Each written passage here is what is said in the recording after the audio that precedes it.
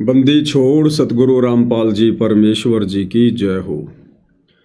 परमपिता परमात्मा सारी सृष्टि के रचनहार कुल मालिक असंख्य ब्रह्मांडों के स्वामी जगत गुरु तीनों लोकों में प्रवेश करके सबका धारण पोषण करने वाले राजाधिराज आत्माधार नाथों के नाथ देवों के देव महादेव सर्वेश्वर महेश्वर मृत्युंजय अजरो अमर आदि अनादि सनातनी प्रभु जगत पिता जगदीश्वर श्री श्री 1008 की उपाधि के वास्तविक अधिकारी अकाल मूर्त सौद स्वरूपी राम वासुदेव सर्वगतम ब्रह्म परम पूज्य प्रथम पूज्य परम संत परम पुरुष परम धनी परम दयालु सत्य कबीर हक्का कबीर अल्लाहु कबीर अल्लाहु अकबर बाखबर अल्लाह ताला जगत के तारणहार जगत के मुक्तिदाता जगत के जगन्नाथ हारे के सहारे हिंदुओं के राम मुसलमानों के अल्लाह सिखों के वाहिगुरु ईसाइयों के मसीह दया के सागर दयानिधि करुणा के सागर करुणानिधि स्वयंभू परिभू संकट मोचन कष्ट हरण मंगल करण दुख भंजन अविगत कबीर निर्विकार निर्विषम परमात्मा अलय अलेख सतगुरु आदि अनादि सतगुरु असली मर्यादा पुरुषोत्तम असली राम असली कृष्ण असली घनश्याम असली मुरारी राजाओं के राजा महाराजाओं के महाराजा शहंशाहों के शहंशाह सम्राटों के सम्राट भगवानों के भगवान अल्लाहों के अल्लाह प्रभुओं के प्रभु मसीहाओं के मसीह सच्चे वाहिगुरु बाबाओं के बाबा पीरों के पीर सेठों के सेठ जगत सेठ सावलसा सेठ सर्वगुण संपन्न अनंत कोटि कलाओं के स्वामी अनंत कोटि ब्रह्मांडों के नायक योगियों में महायोगी ध्यानियों में महाध्यानी सिद्धों में परम सिद्ध ज्ञानियों में तत्वज्ञानी ब्रह्म ज्ञानी महाज्ञानी परम ज्ञानी सर्वश्रेष्ठ ज्ञानी विज्ञानी युवा कबीर समृद्ध कबीर असमवाद अमित ओझा सच्चे रहनुमा करीम अल्लाह सुभान अल्लाह दुनिया के अंतिम पैगंबर 8 सितंबर 1951 से गांव धनाना जिला सोनीपत हरियाणा भारतवर्ष की पावन भूमि पे प्रकट रियल कल्कि भगवान श्री नारायण साकार हरि श्री बाबा साहेब नूर अनंत परमात्मा सच्चे दरवेश सच्चे बाखबर संत श्रोमणी सतगुरु रामपाल जी परमेश्वर जी के चरण कमल में साध संगति से जुड़े हुए देश विदेश से आप और हम सभी सत्सेवक भाई बहनों का अनंत कोटि दंडवत प्रणाम। सत्साई भाई और बहनों, छोटे वाला मोबाइल सैमसंग वाला उसमें होगा छोटे वाले बैग में। सत्साई भाई और बहनों, बहुत बड़ी दया बहुत बड़ी मेहर पूज्य गुरुदेव भगवान की परमेश्वर रामपाल जी की, जिनके शुभ आशीर्वाद से विशेष आशीर्वाद से हर प्रकार से संघर्ष करते हुए मर्यादाओं में रहते हुए पूज्य गुरुदेव भगवान के अमर तत्व ज्ञान को आधार बनाकर उन्हीं के द्वारा प्रदत्त शास्त्र अनुकूल सत भक्ति मार्ग पर दृढ़ता के साथ निरंतर आगे की ओर बढ़ते हुए अपनी आत्मा के कल्याण हेतु आप और हम जितने भी साथ संगति से जुड़े हुए सत्सेवक भाई बहन हैं, ये पूज्य गुरुदेव भगवान की आप और हम सभी आत्माओं के ऊपर एक विशेष रजा है, एक विशेष मेहर है।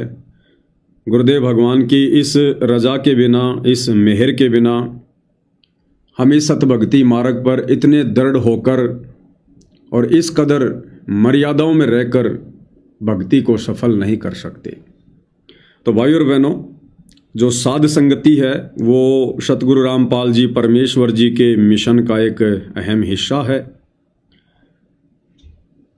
जो कि कलयुग की बिचली पीढ़ी में ही परमात्मा जी शुरू करते हैं अपनी आत्माओं को दृढ़ता दिलवाने के लिए। तो भाई और बहनों, पूज्य गुरुदेव भगवान के आशीर्वाद से वर्तमान में अपने मिशन के तहत हिसार जेल में बैठकर जो विशेष संदेश वे भेज रहे हैं, उन विशेष संदेशों के ऊपर साध संगति के माध्यम से निष्कर्ष निकालने की प्रक्रिया जारी है। इसी प्रक्रिया में आज विशेष संदेश नंबर 29 का भाग नंबर 4 है। आदरणीय धर्मदास जी की कथा चल रही है और धर्मदास जी की कथा के माध्यम से पूज्य गुरुदेव भगवान आप और हम वर्तमान कलयुग की बिचली पीढ़ी वाली आत्माओं को समझा रहे हैं। परमात्मा जी क्या कुछ अपने सत्संग के माध्यम से समझा रहे हैं, हम उसका विश्लेषण करेंगे।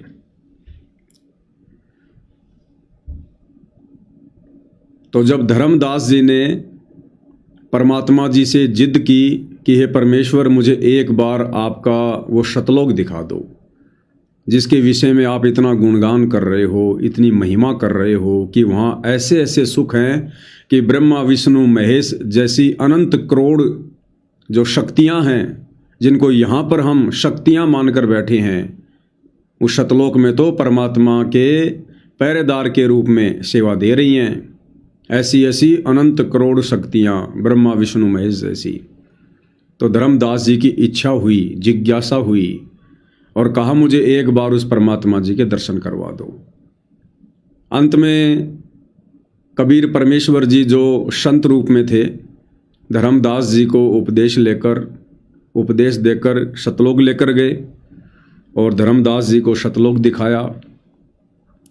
सतलोक के भव्य नज़ारे देखने के बाद, वहाँ के सुख देखने के बाद धर्मदास जी ने परमात्मा जी से हाथ जोड़कर रो रो कर विनय करते हुए कहा कि मोहे राख लीजियो महाराज, हमसे बिगड़ी है। हे परमात्मा, हमसे तो बहुत बड़ी गलती हुई जो हमने आपके साथ में धोखा किया, हमने आपके वचन को तोड़ा और हम उस काल के साथ में उसी 21 ब्रह्मांड रूपी जेल में जाकर रहने लगे। हे परमेश्वर, हमें माफ़ कर दीजिए और आप अब मुझे दोबारा उस काल के लोक में ना भेजिए। क्योंकि भाई और बहनों, जिस प्रकार एक तो देश का प्रधानमंत्री है, वो मानव शरीर में है, उसमें भी आत्मा है,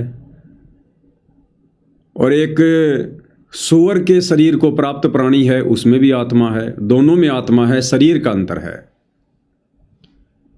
अब सूअर के शरीर में जो आत्मा है, जो सारा दिन गंदी नाली में, गटर में, लैट्रिन में, गंदगी में नाक रगड़ता रहता है, गंदगी खाता रहता है, कोई भी उसको डरा देता है, धमका देता है, दुत्कार देता है, लठ मार देता है, और उस सूअर के शरीर में निवास कर रही आत्मा को यदि एक दिन के लिए प्रधानमंत्री के शरीर में डाल दी जाए तो सारा दिन वो क्या क्या सुख भोगेगा।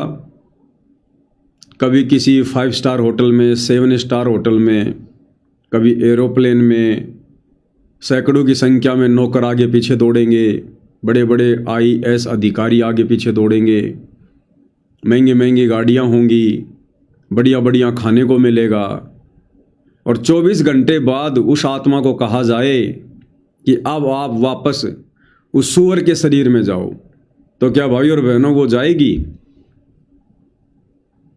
क्या वो जाना स्वीकार करेगी? बिल्कुल भी नहीं करेगी, क्योंकि उसे पता चल जाएगा कि प्रधानमंत्री के शरीर में कितने सुख हैं और सूअर वाले शरीर में कितने दुख हैं। तो जब धर्मदास जी सतलोक में पहुँचे, वहाँ के सुख देखे, वहाँ के नज़ारे देखे, परमात्मा को देखा, वहाँ के ठाठ बाट देखे, तो धर्मदास जी की हालत भी ऐसी हो गई। और धर्मदास ने कहा कि हे भगवान, वो तो वास्तव में काल का लोक है, परमात्मा, वहाँ तो सुख नाम की कोई चीज़ ही नहीं है। हम तो दुखों को ही सुख मानकर उलझे हुए थे। अब आपके सतलोक में आने के बाद पता चला कि वास्तव में सुख किसे कहते हैं। वहाँ तो सुख नाम की चीज़ भी नहीं है, केवल नाम है सुख। बाकी सुख होता क्या है वहाँ तो टपका भी नहीं है। लेकिन परमात्मा जी का विधान अटल है भाई और बहनों, जो हमें सृष्टि रचना के माध्यम से गुरुदेव भगवान समझाते हैं। तो परमात्मा जी ने कहा कि भाई धर्मदास, जब तक आप भक्ति युक्त होकर वापस नहीं आओगे तब तक आप यहां नहीं रह सकते। यानी सतलोक में वही आत्मा रह सकती है जो पूर्णतया भक्ति युक्त हो। अभी आप नीचे जाओ, नीचे मैं आपको मंत्र दूंगा, फिर आपको सारनाम दूंगा, फिर आपको शब्द दूंगा, उसके बाद धर्मदास तुम यहां पर आ सकते हो। तो क्या कुछ कहा परमेश्वर जी ने और क्या कुछ शिक्षा इस प्रकरण से वर्तमान में आप और भगत भाई बहनों को मिलेगी? सुनते हैं गुरुदेव के मुख से। तो धर्मदास जी से बोले कि आप नीचे जाओ। धर्मदास जी बोले भगवान जी वहां ना बेचो, यही रख लो मेरे दाता, इसको रखो मत दे। अब मैं नहीं जाऊँ दाता वहां पर। परमात्मा बोले भी ऐसे नहीं बात नहीं, वहां तुम जा, चिंता ना कर, मैं तेरे साथ रहूंगा और सब भक्ति दूंगा, उससे आपकी भक्ति गजब की बन जाएगी और भक्ति युक्त होकर यहाँ आएगा, वैसे से यहाँ ठिकाना नहीं मिलेगा तेरे। और दूसरी बात है कि तूने सब कुछ देखा है, नीचे औरों को बता, तेरे भाई बहनों को विश्वास होगा। धर्मदास कहता है मोहे राख लियो महाराज हमसे बिगड़ी मोहे राख लियो महाराज हमसे बिगड़ी है महाराज हमसे बिगड़ी है महाराज हमसे बिगड़ी है हमें नांगा लो महाराज काल की नगरी है तुम्हें ना भेजो महाराज काल की नगरी है। रोबरी तरह जैसे किसी ने आग में धकाया करे जबरदस्ती मर तो राख लो महाराज हम गंदे हिसाब से। अब पता चला उन सारे भक्तों ने बताया तुमने ऐसी गलती करी थी भाई, इसलिए दुख पा रही कि हमने खुद बिगाड़ी अपनी किस्मत। तुम रख लो दाता, ना भेजो मेरे मालिक, पैर पकड़ा रोए। परमात्मा बोले भाई ऐसा ना करे, वापस चल और वहां पर मैं तेरे साथ रहूंगा, भक्ति कर, कोई दिक्कत नहीं आने दूंगा मैं तेरे को, चिंता ना करी, तेरे पीछे पीछे न फिरूंगा मैं। और ये सारे ठाठ मैंने दे रखे थे तेरे को वहां पर, निकाल तो तरह के तुम निकाल दे बेटे। तो क्या कहा कबीर परमेश्वर जी ने धर्मदास जी से कि वे धर्मदास आप नीचे जाओ, नीचे जाकर भक्ति करो, मैं आपको मंत्र दूंगा और उसके बाद भक्ति युक्त होकर ही आप सतलोक में स्थायी रूप से निवास कर सकते हो।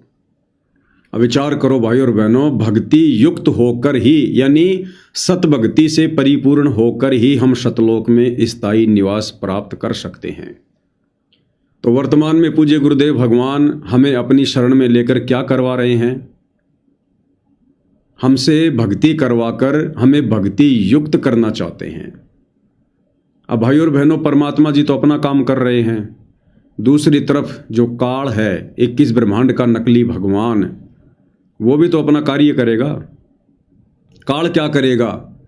काल ये करेगा कि हम कहीं भक्ति युक्त होकर सतलोक न चले जाएं, कहीं ये आत्मा फिर से चार्ज ना हो जाए, भक्ति युक्त ना हो जाए, तो वो भी अपनी पूरी कोशिश करेगा। वर्तमान में दोनों शक्तियां बराबर काम कर रही हैं, बराबर। काल और दयाल दोनों का सूक्ष्म रूप से भयंकर द्वंद्व छिड़ा हुआ है, युद्ध छिड़ा हुआ है। ये इस पृथ्वी पर सबसे बड़ा महाभारत चल रहा है।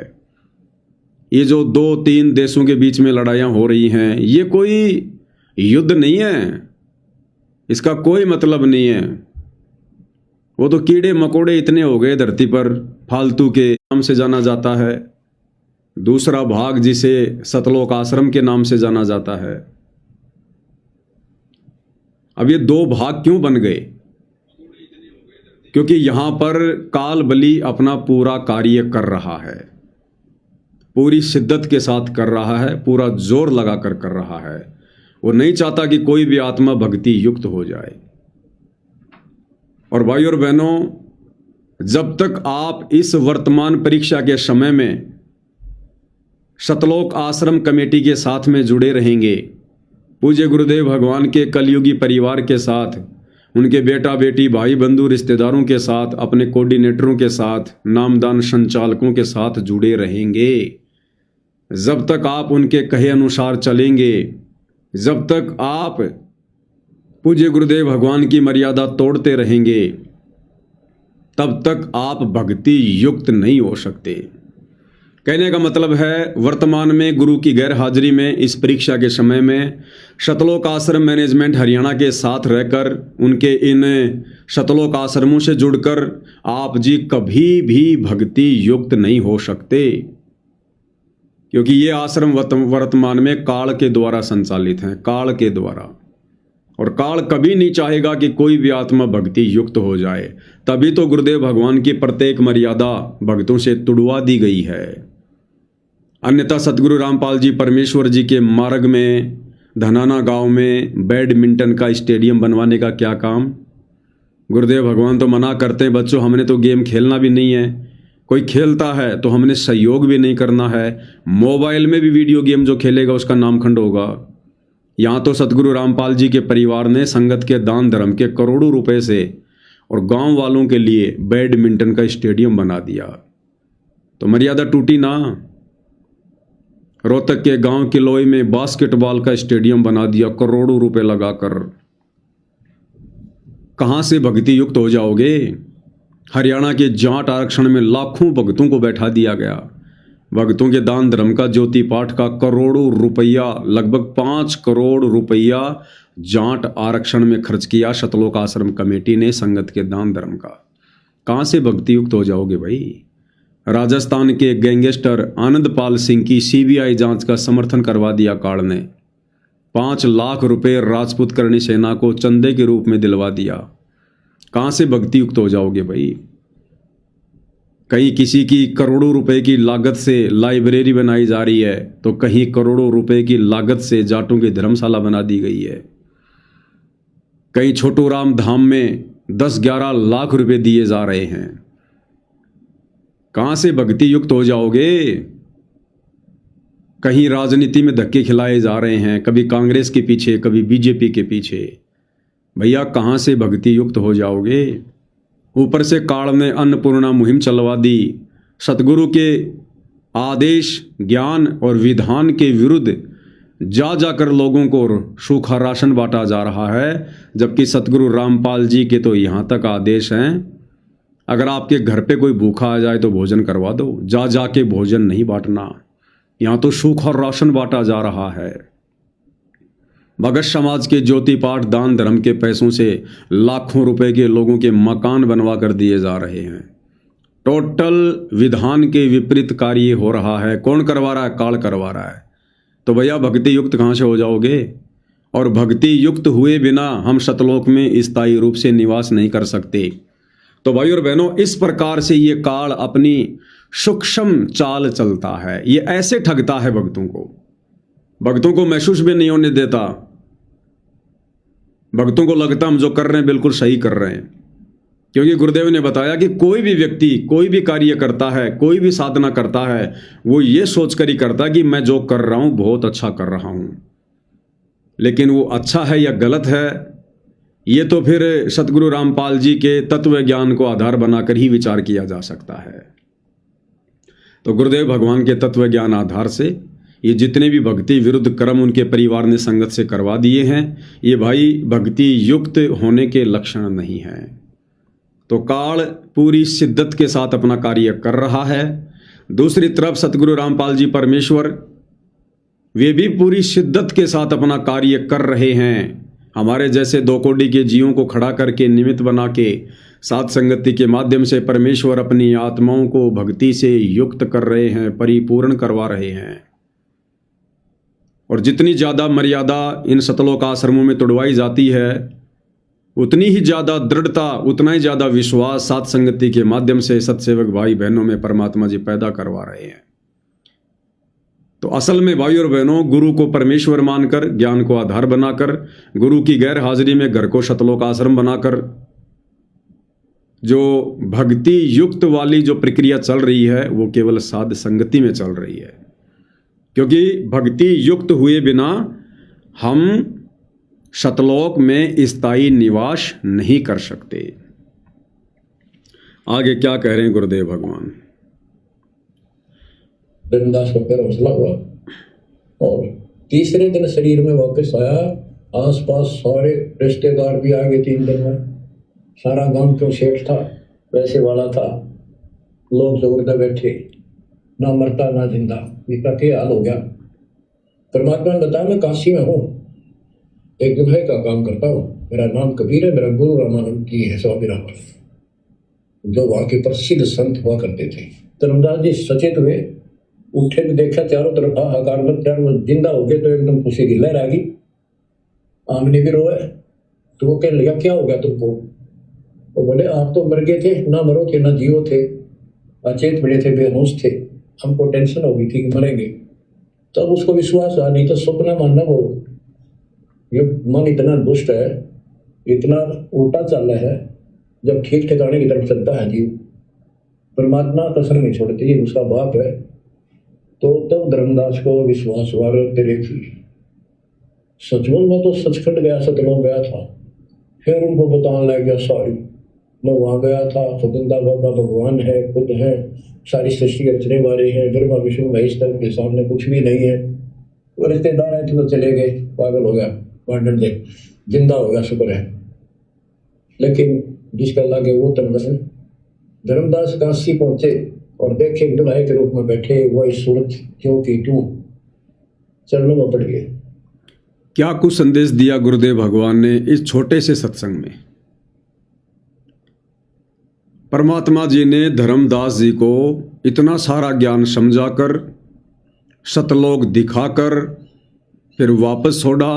उसके बाद परमात्मा जी ने कहा कि धर्मदास, मैं काशी में रहता हूँ, मेरा कबीर नाम है, ऐसे ऐसे जुलाहे का काम करता हूँ और दीक्षा लेने के लिए तू वहाँ पर आ जाना।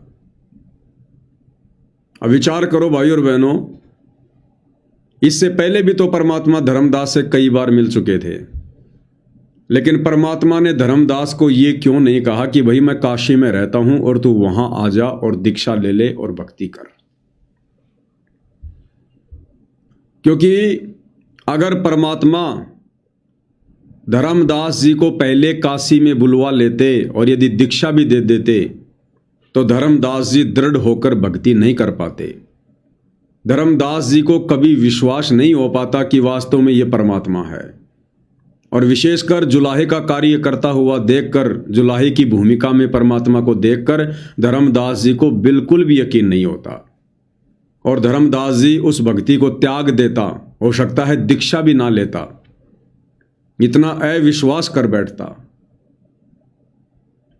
इसलिए परमात्मा जी ने पहले धर्मदास जी को थोड़ा बहुत ज्ञान से परिपूर्ण करना चाहा और धर्मदास जी को सतलोक दिखा दिया। सतलोक में स्वयं को सिंहासन पर बैठा हुआ दिखा दिया। और जब धर्मदास जी ने देखा कि सतलोक के सिंहासन पर तो वही महात्मा है जो नीचे से मेरे साथ आया है, यानी जो मुझे लेकर आया है, फिर धर्मदास जी को यकीन हुआ अगर इस प्रक्रिया के बिना धर्मदास जी को डायरेक्ट परमात्मा काशी में बुला लेते तो धर्मदास जी कभी भी परमात्मा को परमात्मा के रूप में स्वीकार नहीं करते और सत भक्ति से वंचित रह जाते और आगे उनकी भक्ति बिल्कुल भी नहीं चलती। अगर वो दीक्षा भी ले लेते तो वो गुरु को मानुष ही मानते।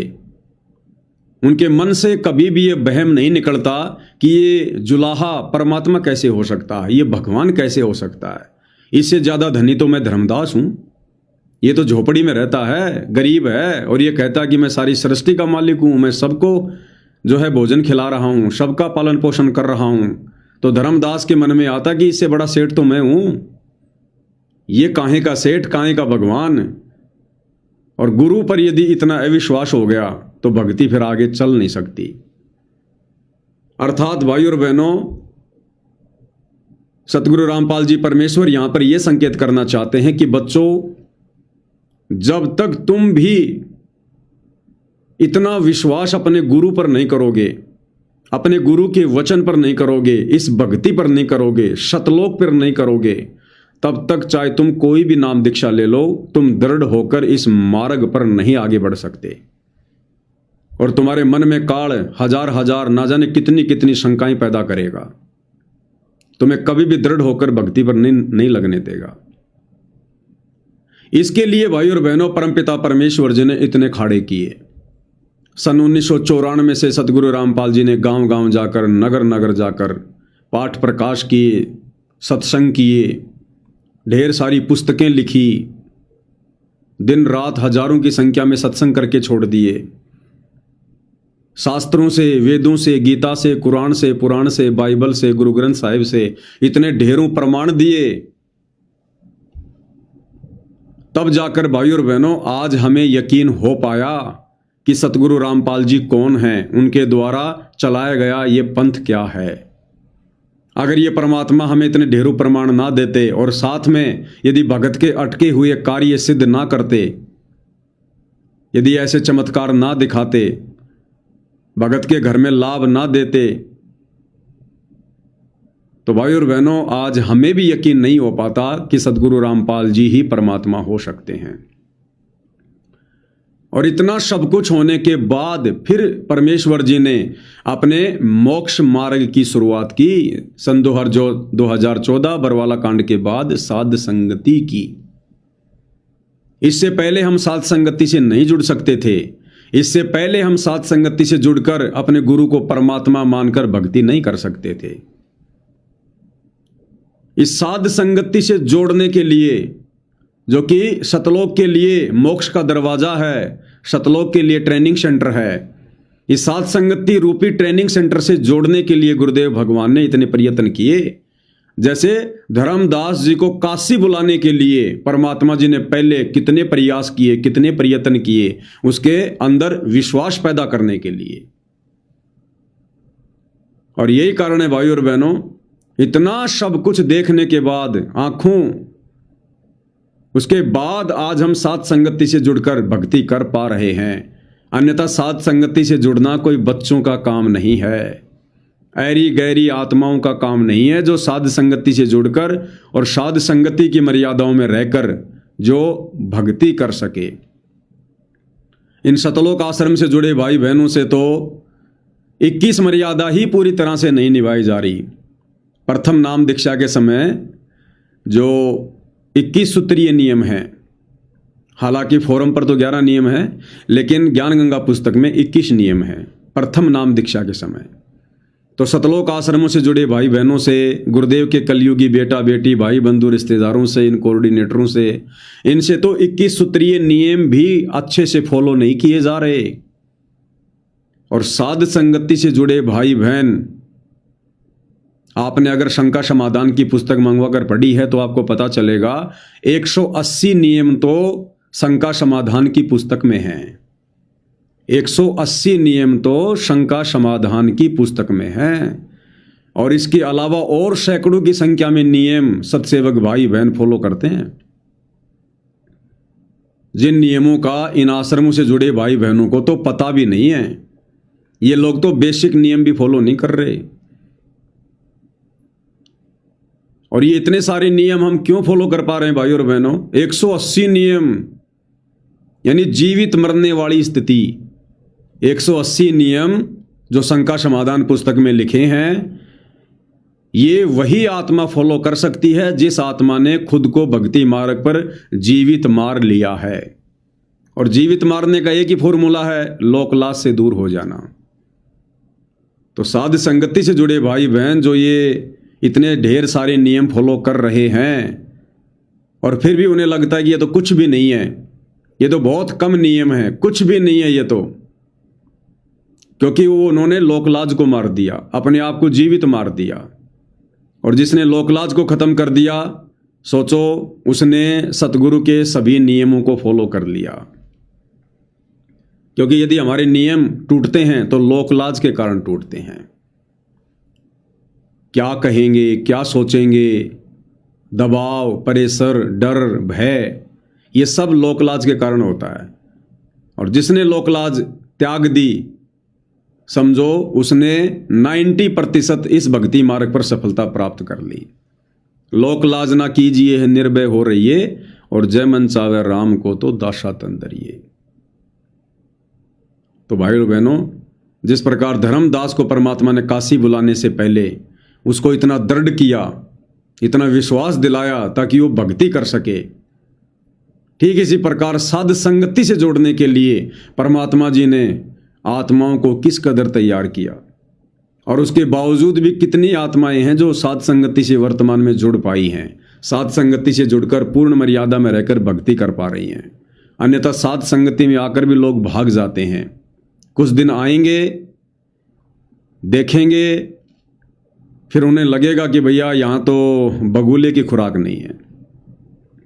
साध संगति में बगुलों की खुराक नहीं है, यहाँ तो हंसों की खुराक है। और कुछ दिन बाद में फिर वो कोई न कोई कमी निकाल कर साध संगति से 9 2 11 हो जाते हैं। तो साध संगति रूपी मानसरोवर में अंत तक वही रुकेगा जो वास्तव में सतगुरु का निर्विकारी हंस होगा,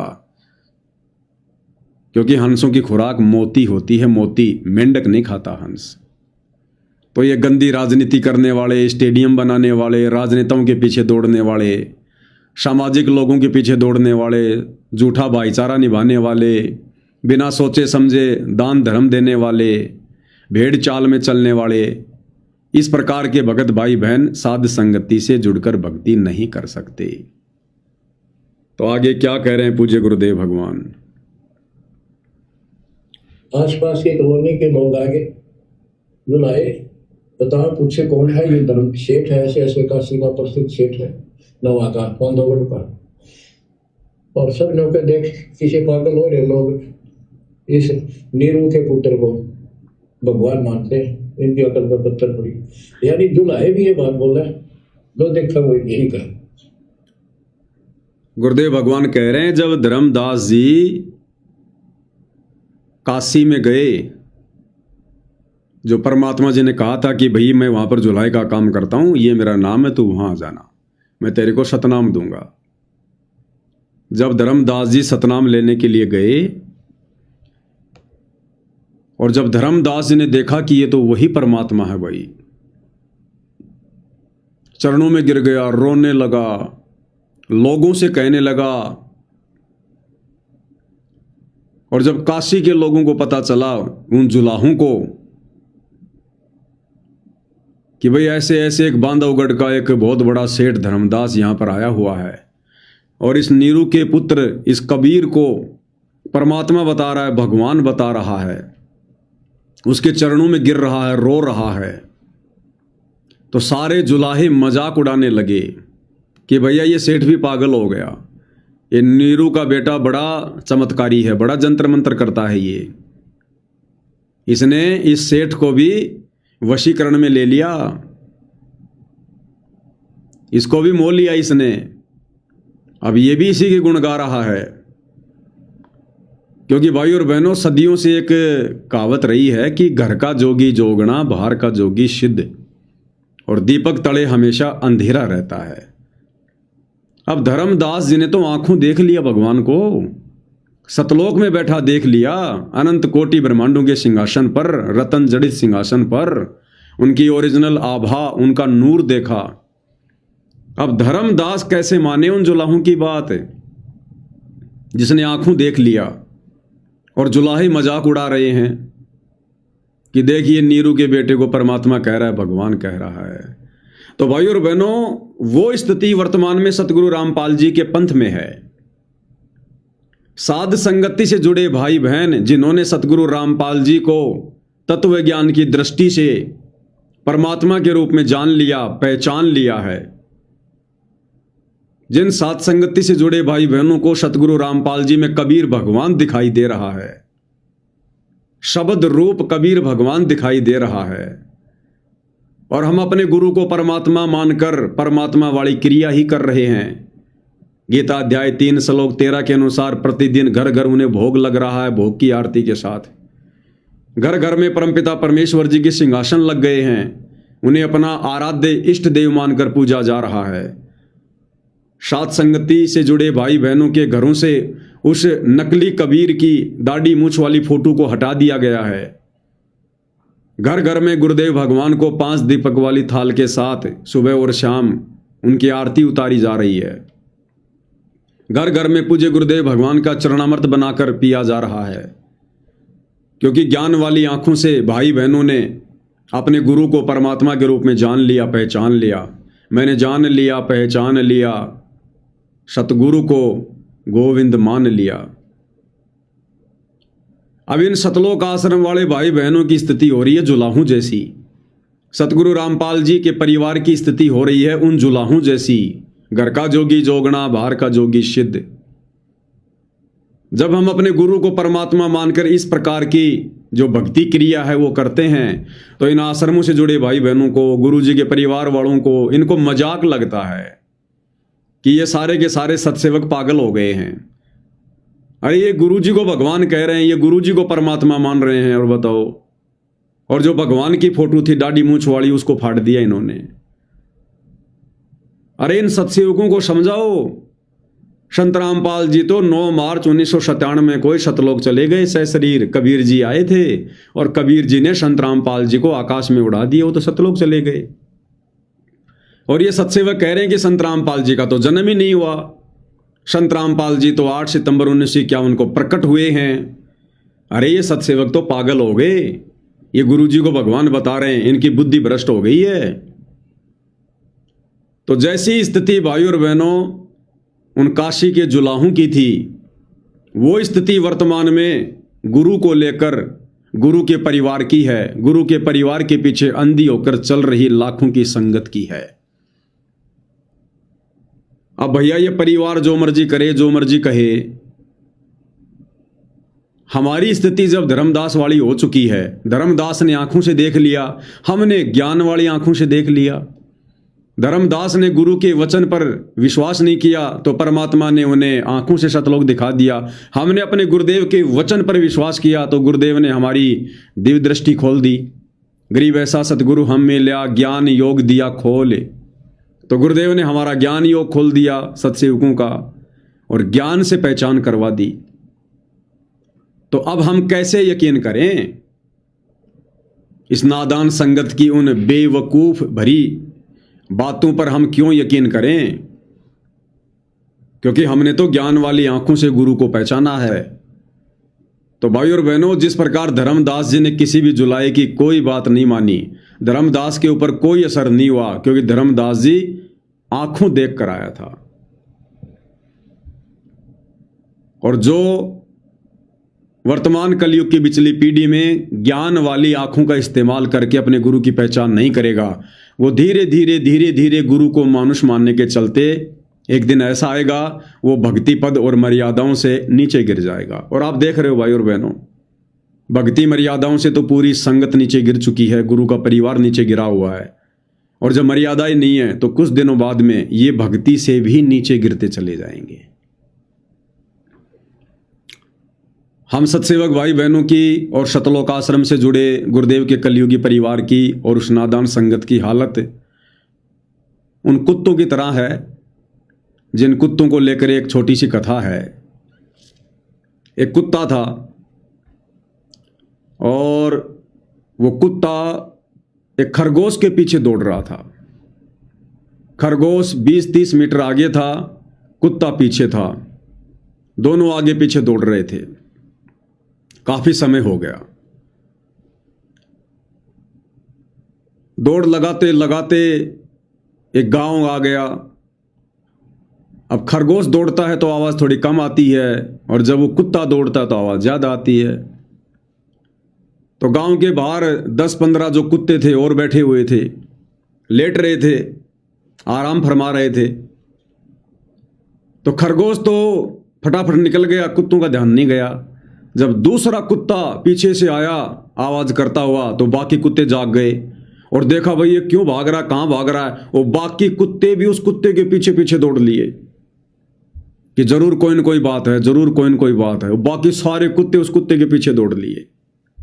इतने में वो खरगोश झाड़ियों में जो है कोई बिल वगैरह था, कोई गुफा थी सकड़ी सी, उस गुफा के अंदर जाके वो गहरा छिप गया।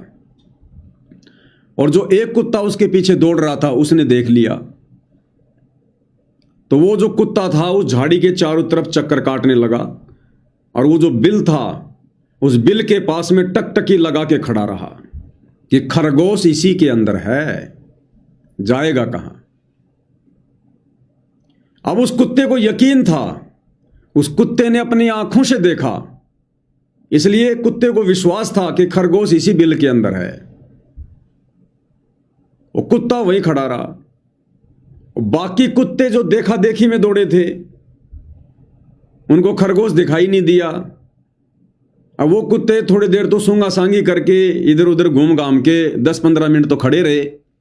उसके बाद धीरे धीरे एक एक करके और वहां से 9-2-11 हो लिए, क्योंकि उन कुत्तों ने खरगोश को देखा नहीं और खरगोश को बिल में घुसते हुए नहीं देखा, जिस कारण से उन कुत्तों को यकीन नहीं था वो कुत्ते विश्वास के साथ वहां पर खड़े नहीं रह सकते थे, तो वो बाकी कुत्ते धीरे धीरे वहां से निकल लिए और वो एक कुत्ता वहां पर टकटकी लगा के खड़ा रहा और कुछ देर बाद उसने खरगोश को पकड़ लिया और मुंह में दबा के उधर से ही निकला। बाकी कुत्ते देखते रह गए। तो जो प्रथम कुत्ता है वो कुत्ता है साध संगति से जुड़े सत्सेवक भाई बहन। जिन कुत्तों ने सतगुरु रामपाल जी के, जिन साध संगति से जुड़े कुत्तों ने सतगुरु रामपाल जी को ज्ञान वाली आंखों से देखा है, जाना है, पहचाना है, परमात्मा के रूप में हृदय से स्वीकार किया है। और जो दूसरे जो कुत्ते थे काफी संख्या में, वो कुत्ते हैं जो सतलोक आश्रम वाले हैं, गुरुदेव के बेटा बेटी भाई बंधु रिश्तेदार हैं। सतगुरु रामपाल जी के इन कुत्तों को विश्वास नहीं है कि तुम्हारा गुरु ही परमात्मा है, तुम्हारा गुरु ही भगवान है। तो ये कुत्ते धीरे धीरे धीरे धीरे एक एक करके और ये भक्ति से भी 9-2-11 हो जाएंगे। इसलिए भाई और बहनों, आप और हम साध संगति से जुड़कर मर्यादाओं में रहकर भक्ति कर रहे हैं, क्योंकि हमारी आत्मा ने हमारे परमात्मा को पहचान लिया, हमने सतगुरु के मिशन को पहचान लिया, हमने इस मनुष्य जन्म से क्या करना है हमने वो बात जान ली। इसलिए हम दृढ़ता के साथ साथ संगति से जुड़े हुए हैं। और ये दुनिया भर के तमाम नियम, अगर लाखों नियम भी लागू कर दिए जाएं सतगुरु रामपाल जी की प्राप्ति के लिए, सतलोक की प्राप्ति के लिए, तो भी हमारे लिए कुछ नहीं है, कुछ नहीं, रत्ती भर भी नहीं है। हम लाखों नियम भी हर स्वीकार कर जाएंगे, क्योंकि हमें पता चल गया कि सतगुरु रामपाल जी कौन है और हमने इस मनुष्य शरीर से क्या करना है। तो भाई और बहनों, जिस प्रकार धर्मदास जी को दृढ़ विश्वास हो गया था आंखों देखकर, इसी प्रकार ज्ञान वाली आंखों से सतगुरु रामपाल जी को पहचान कर हम सत्सेवक भाई बहनों को भी दृढ़ विश्वास हो गया है।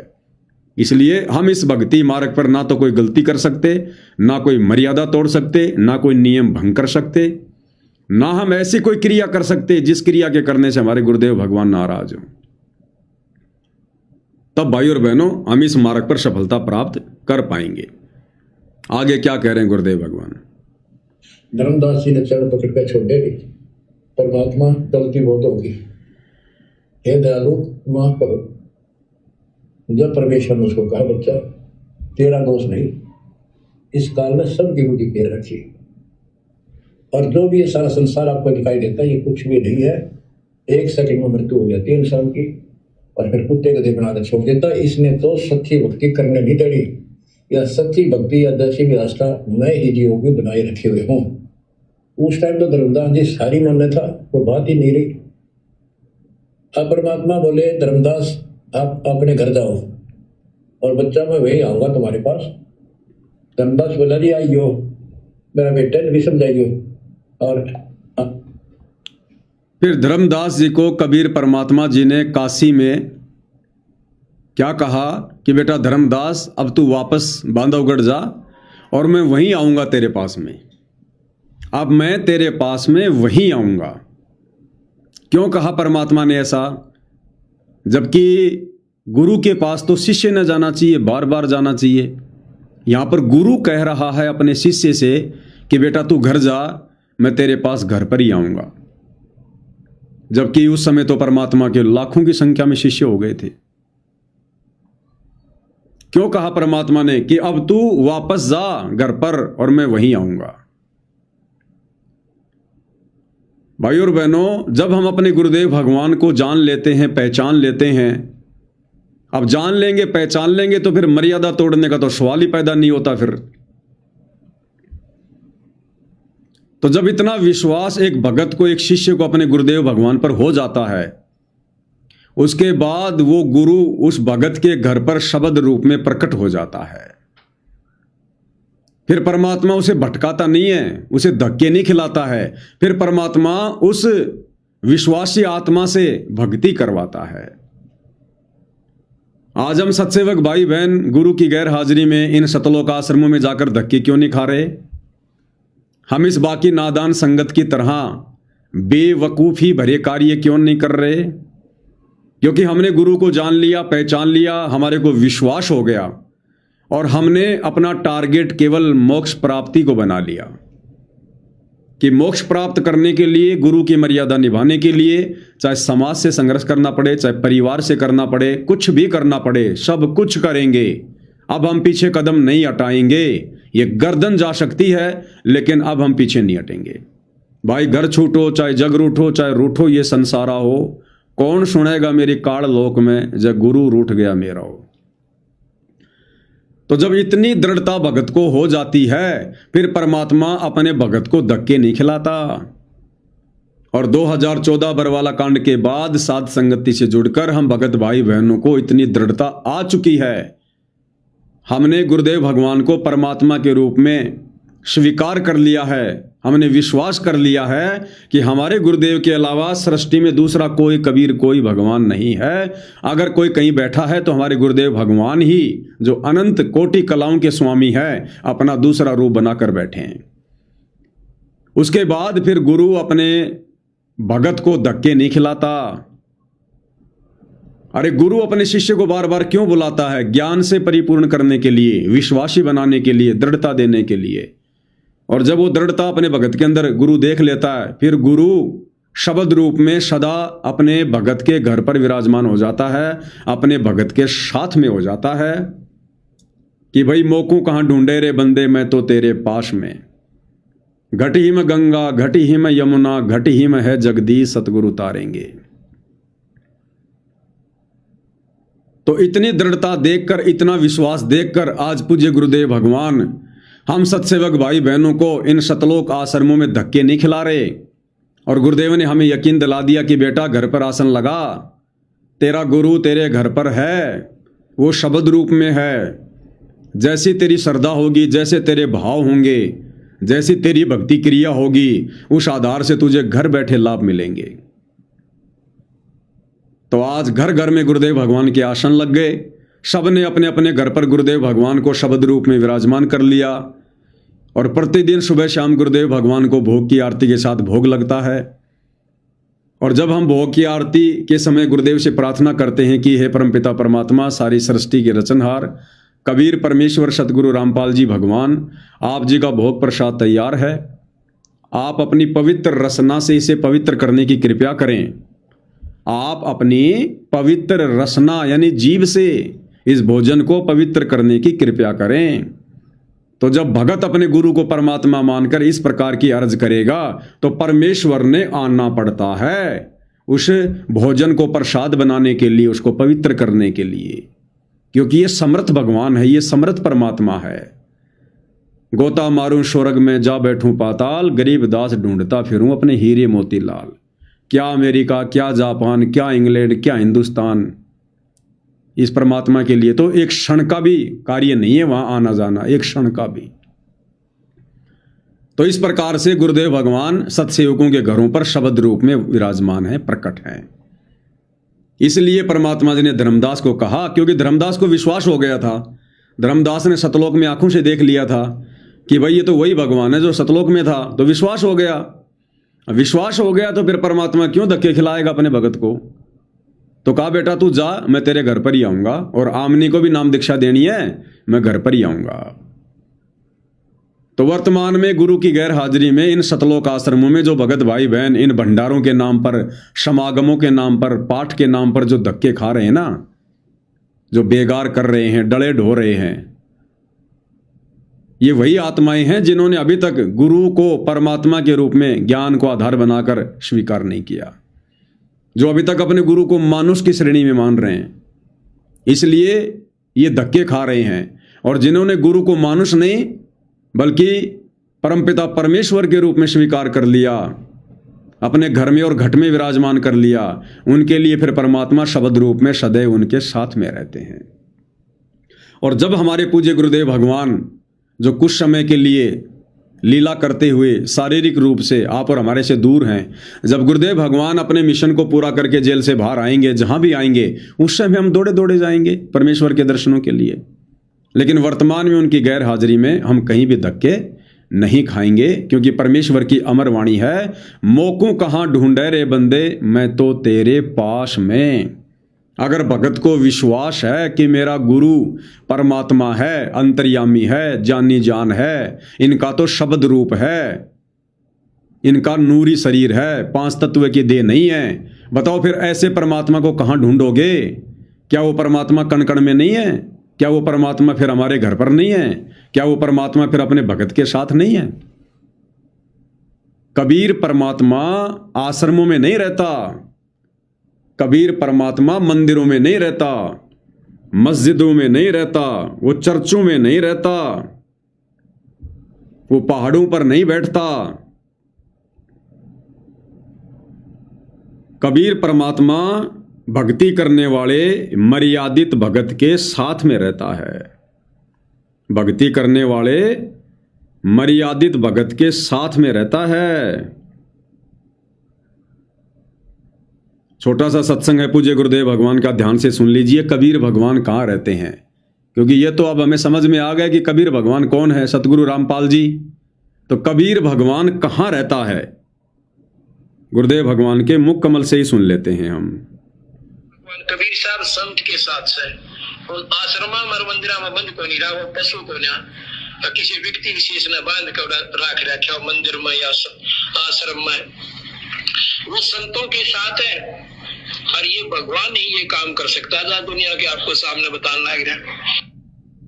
क्या कह रहे हैं गुरुदेव भगवान कि कबीर भगवान संत के साथ में रहता है। संत यानी भगत है। कबीर भगवान संत के साथ में रहता है, भक्ति करने वाले भगत के साथ में रहता है, मर्यादित भगत के साथ रहता है। वो इन आश्रमों में नहीं रहता, इन मंदिरों में नहीं रहता। कबीर भगवान कोई पशु नहीं है जो किसी पुजारी ने आश्रम में या मंदिर में बांध के रखा होगा। वो तो संतों के साथ रहता है। दोबारा सुन लो। कबीर साहब संत के साथ है, और आश्रमा मर मंदिरा में बंद को नहीं रहा, वो पशु को ना किसी व्यक्ति विशेष ने बांध कर राख रखा मंदिर में या आश्रम में, वो संतों के साथ है। और ये भगवान ही ये काम कर सकता था, दुनिया के आपको सामने बताना लग रहा। अब बताओ भाई और बहनों, जब गुरुदेव भगवान संत के साथ में हैं, भगत के साथ में हैं, उस भगत के साथ जो मर्यादित है, फिर हमने आज गुरु की गैर हाजिरी में इन सतलोक आश्रमों में धक्के खाने की क्या जरूरत है? क्यों ज्योति पाठ दान धर्म के नाम पर मूर्ख बनने की जरूरत है? जब गुरु के अलावा, सुपात्र के अलावा किसी को दान देने का विधान ही नहीं है, तो इन आश्रमों में जाकर अपने जैसे 2 कोड़ी के जीवों को, इनको पात्रों को, गुरु के परिवार को, कोऑर्डिनेटरों को दान धर्म देकर परमात्मा का विधान क्यों तोड़े? हमने अपने गुरु के वचन पर विश्वास करना पड़ेगा। और गुरु जी ने अभी भी क्या कहा कि कबीर भगवान संत के साथ में रहता है, भगत के साथ में रहता है। वो पशु को न्या जो आश्रमों में किसी ने उनको बांध के रखा होगा। इसलिए हम सत्सेवक भाई बहन इन आश्रमों में धक्के नहीं खाते हम। तो इतना विश्वास भगत ने अपने गुरु पर होना चाहिए, तब इस कलयुग की पिछली पीढ़ी में आप और हमारा पूर्ण मोक्ष संभव है। इस सारी मान्यता वो बात ही नहीं रही। अब परमात्मा बोले धर्मदास आप अपने घर जाओ, और बच्चा मैं वही आऊंगा तुम्हारे पास। धर्मदास बोला जी आइयो, मेरा बेटे ने भी समझाइयो, और आमनी ने भी सतनाम दिया, बेटा भाई मैं आऊंगा पक्का। धर्मदास से ले गए परमात्मा वहां, आमनी को नाम दिया। और धर्मदास जी बोले जी मेरा एक पुत्र है नारायण दास, उसको भी समझाओ। धर्मदास जी ने नारायण दास बुलाया, क्या जा भाई, गुरु जी आई, भगवान आ रही है।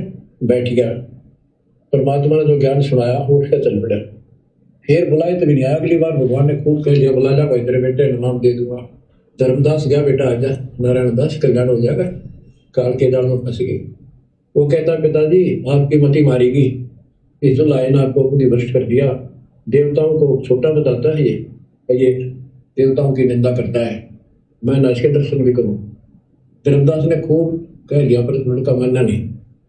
धर्मदास जी रोने लग गया, महाराज के चरणों में, दाता एक का पुत्र मेरा परिकाल के मुंह मजाक है, दया करो दाता, इसको शरण में ले लो दाता। हे भगवान मैं बहुत दुखी हूँ। परमात्मा बोले बेटा मैं समझाऊं, तू समझावे, और इसकी माँ समझावे कि तुम्हारे से ज्यादा इसका दर्द कौन हो सकता है। जब ये आपकी नहीं मानता तो भाई इसको छोड़ दो। ये महाराज ने के छेड़ा जाता है, ये महाराज समझाओ इसने। परमात्मा बोले भाई यो काल का दूत भेज रखा तेरे घर पर, तेरा कति तो कर दे तो बंद रखा तू, क्या बात मान ले मेरी। अब काल का दूत का धर्मदास का दुख हुआ इस बात का, अरे एक लौटे पुत्र ने बोल की काल का दूत क्यों बता रहे हैं।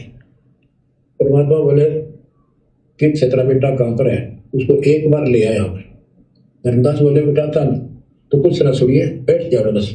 वो आ गया तो परमात्मा ने उसकी तरफ ऐसे आशीर्वाद वाला हाथ किया और धर्मदास से बोला देख ये है तेरी बॉडी के अंदर, इस शरीर के अंदर यू काल बैठा, उसका शकल देखी उसने छोरे के अंदर से, वो वास्तविकता थी काल के दूत की।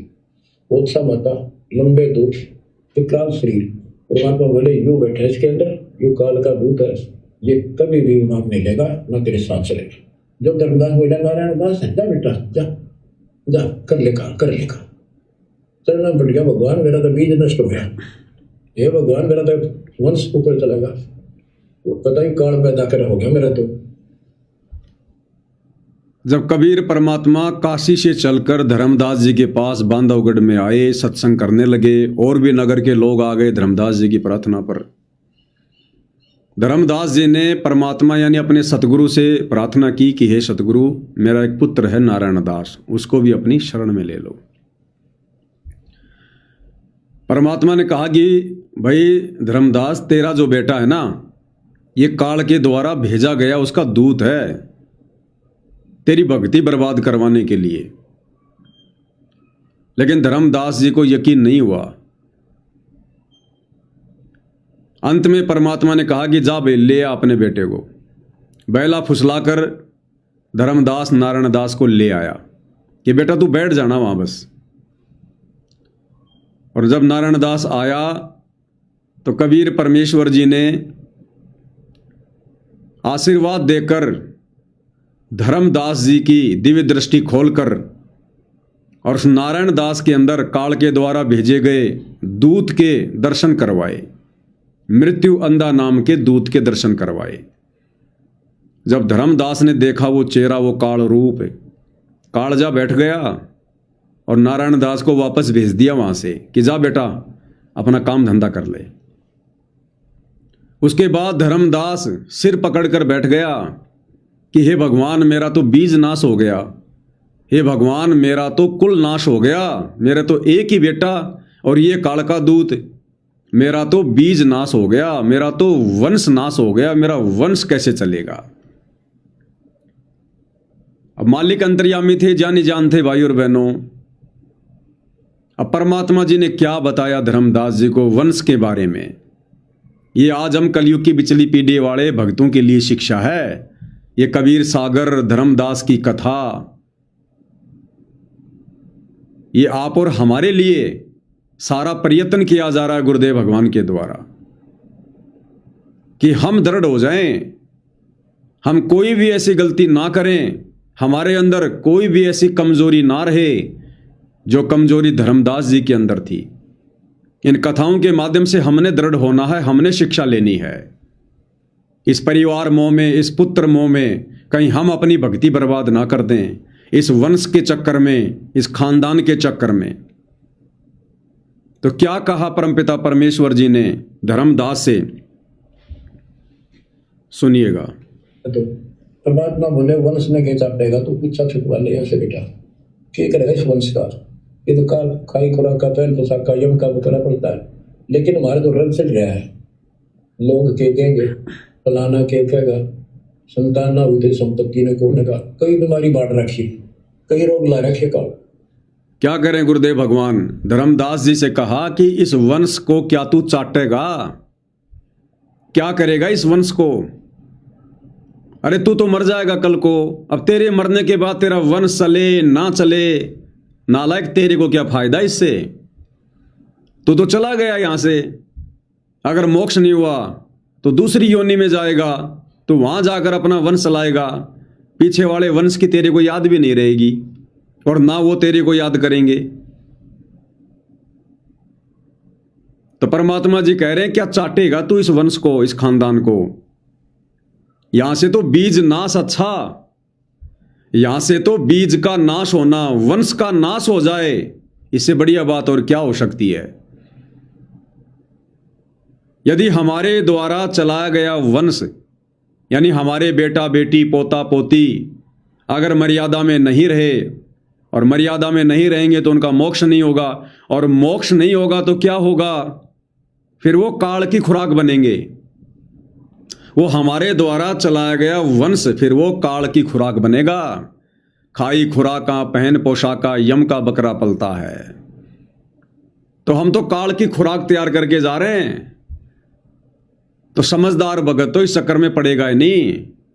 समझदार भगत तो रमेणी के चक्कर में नहीं पड़ेगा, और रमेणी हो गई है और यदि बच्चे नहीं हैं तो वो बच्चों के चक्करों में नहीं पड़ेगा, और यदि बच्चे हो गए हैं तो फिर वो कोशिश करेगा किसी भी प्रकार से इनको भक्ति पे लगा दूं, इनको परमात्मा के प्रति समर्पित कर दूं, ताकि अंत समय में ये मेरे मोक्ष में भी बाधक ना हो, मुझे भी ये पुत्र मोह व्याप्त ना हो। मुझे इतना संतोष होगा कि हाँ ये सुरक्षित हाथों में है, गुरुदेव भगवान के चरणों में है, और जैसे आज परमात्मा मुझे पार कर रहे हैं ऐसे परमेश्वर इसको भी पार करेंगे, इसकी भी नैया पार लगाएंगे। तो भगत फिर निसंशय हो जाता है। और वंश के चक्कर में ना हमारी भक्ति बनी ना हमारे बच्चों की भक्ति बनी, तो सारे के सारे काल की खुराक बनेंगे, काल की खुराक है। तो गुरुदेव भगवान कह रहे हैं क्या चाटेगा तो इस वंश ने? यहां किसका वंश चलता है? यहां काल और दुर्गा का वंश नहीं चलता। ये काल और दुर्गा के तीनों बेटे भी यहां पर मरते हैं, लक 84 में जाते हैं, इनका वंश नहीं चलता भाई। काल और दुर्गा खुद को समाप्त होना पड़ता है।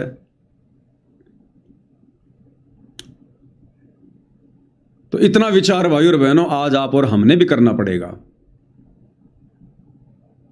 परमात्मा कहते हैं यहां कौन बसावे खेड़ा, ये आवन जान बखेड़ा। खेड़ा यानी ये परिवार नगर कौन बसावे, क्यों बसाएं? ये तो आना जाना बखेड़ा है, लफड़ा है। ये ना जाने हमारे द्वारा चलाए गए कितने वंश आज राजधानी एक्सप्रेस की तरह चल रहे होंगे। अब विचार कर लो भाई और बहनों, हम कब से हैं यहां पर? हम कब से आए? सतलोक से आए हुए कितना समय हो गया, गिनती नहीं है। और जब से आए हैं तब से हम यहां पर लक 84 में या फिर मनुष्य जन्म प्राप्त कर रहे हैं। ऊपर हम स्वर्ग लोक में भी रहे हैं, अन्य लोकों में भी रहे हैं, वहां भी हमने शादियां की हैं। हम देवता भी बने हैं, महादेव भी बने हैं, देवराज इंद्र भी बने हैं, लक 84 में गधे कुत्ते सुअर भी बने हैं, मनुष्य भी बने हैं जैसे आज हैं। अब सोचो भाई और बहनों, आप और हमारे द्वारा चलाए गए कितने वंश चल रहे हैं। मान लीजिए मैं पवन दास, और मेरे को परमात्मा जी ने सीधा मिनी सतलोक से भेजा है, या मान लो किसी और लोक से भेजा है, क्योंकि मिनी सतलोक में तो संतान उत्पत्ति वगैरह नहीं है, वहां तो परमात्मा आत्माओं को बीज रूप में रखते हैं।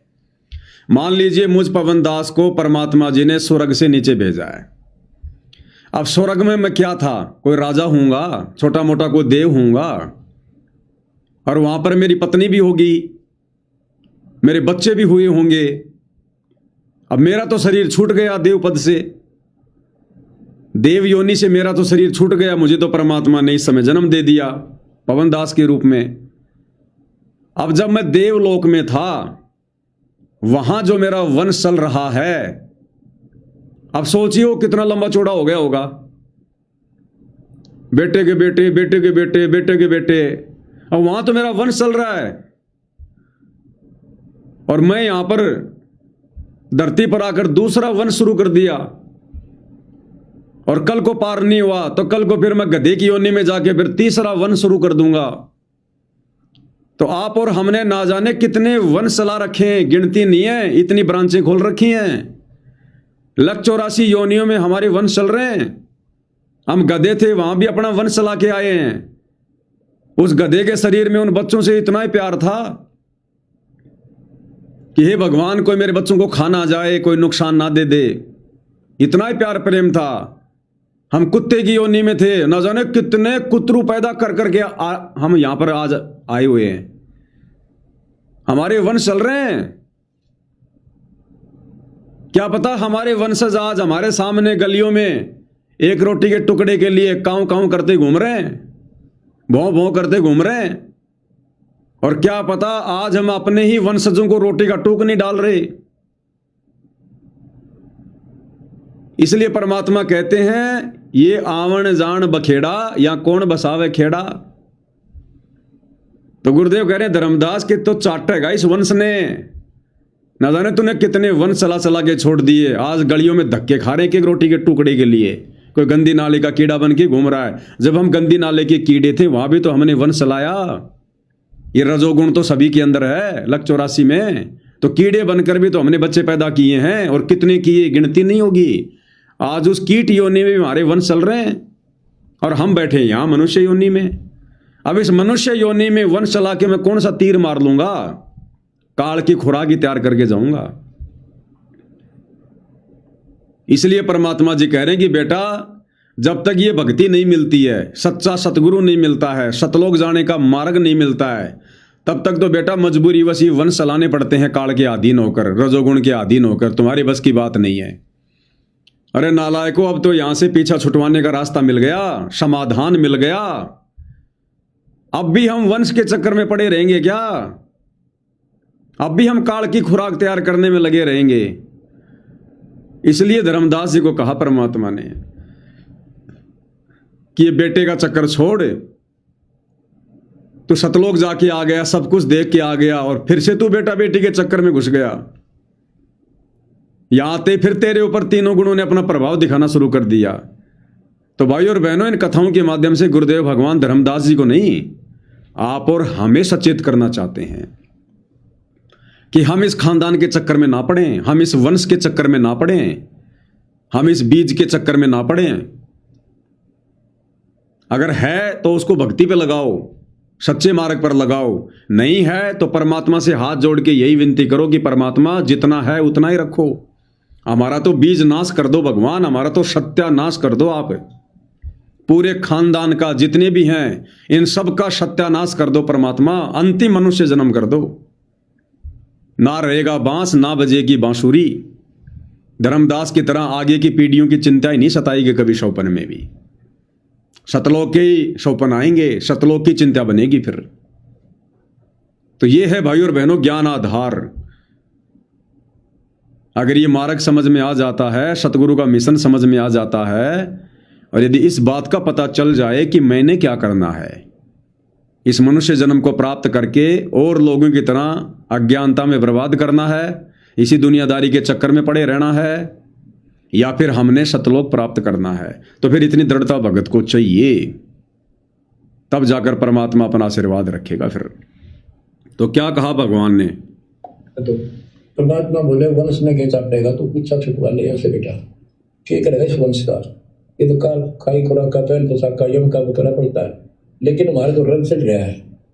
लोग के कहेंगे, फलाना के कहेगा, संतान ना हुई थी, संपत्ति ने कोने का, कई बीमारी बांट रखी, कई रोग ला रखे का। अब जैसे मेरे घर की बात कर लो, क्योंकि मैं तो भाई और बहनों हमेशा मेरी बता सकता हूं, दूसरे की नहीं। अब मैं पवन दास, 2 लड़के दिए परमात्मा ने, 2 भाई के बच्चे, एक लड़की एक लड़का, दोनों भक्ति कर रहे हैं साथ में। माँ है, एक मेरी पूर्व धर्मपत्नी जो वर्तमान में बहन के रूप में है। अब 2 लड़के हैं। बड़ा लड़का है, उसकी रमेणी हो गई है, सारे के सारे भगत हैं टोटल परिवार में। अब बड़े लड़के की रमेणी हो गई है। अब भाई और बहनों, मुझ पवन दास की कतई इच्छा नहीं है, ये दास फॉर्मेलिटी नहीं करता है। इस लाइव में अपने गुरुदेव भगवान के चरणों की सौगंध खा के कहता हूं, अगर झूठ बोलूं तो मेरा सत्यानाश हो। मुझ पवन दास को रत्ती भर भी इच्छा नहीं है कि मैं अपने पोते का मुंह देखूं या मैं अपनी पोती का मुंह देखूं। मुझे रत्ती भर भी इच्छा नहीं है। उल्टा मैं गुरुदेव भगवान से ये अरदास करता हूं कि परमात्मा अगर हो सके तो बीज नाश कर देना। मुझे नहीं पता कि जो मेरा लड़का है उसके अंदर क्या भावना है, घर में जो बेटी आई है उसकी क्या इच्छा है, मुझे नहीं पता। ये उनकी इच्छा के ऊपर है।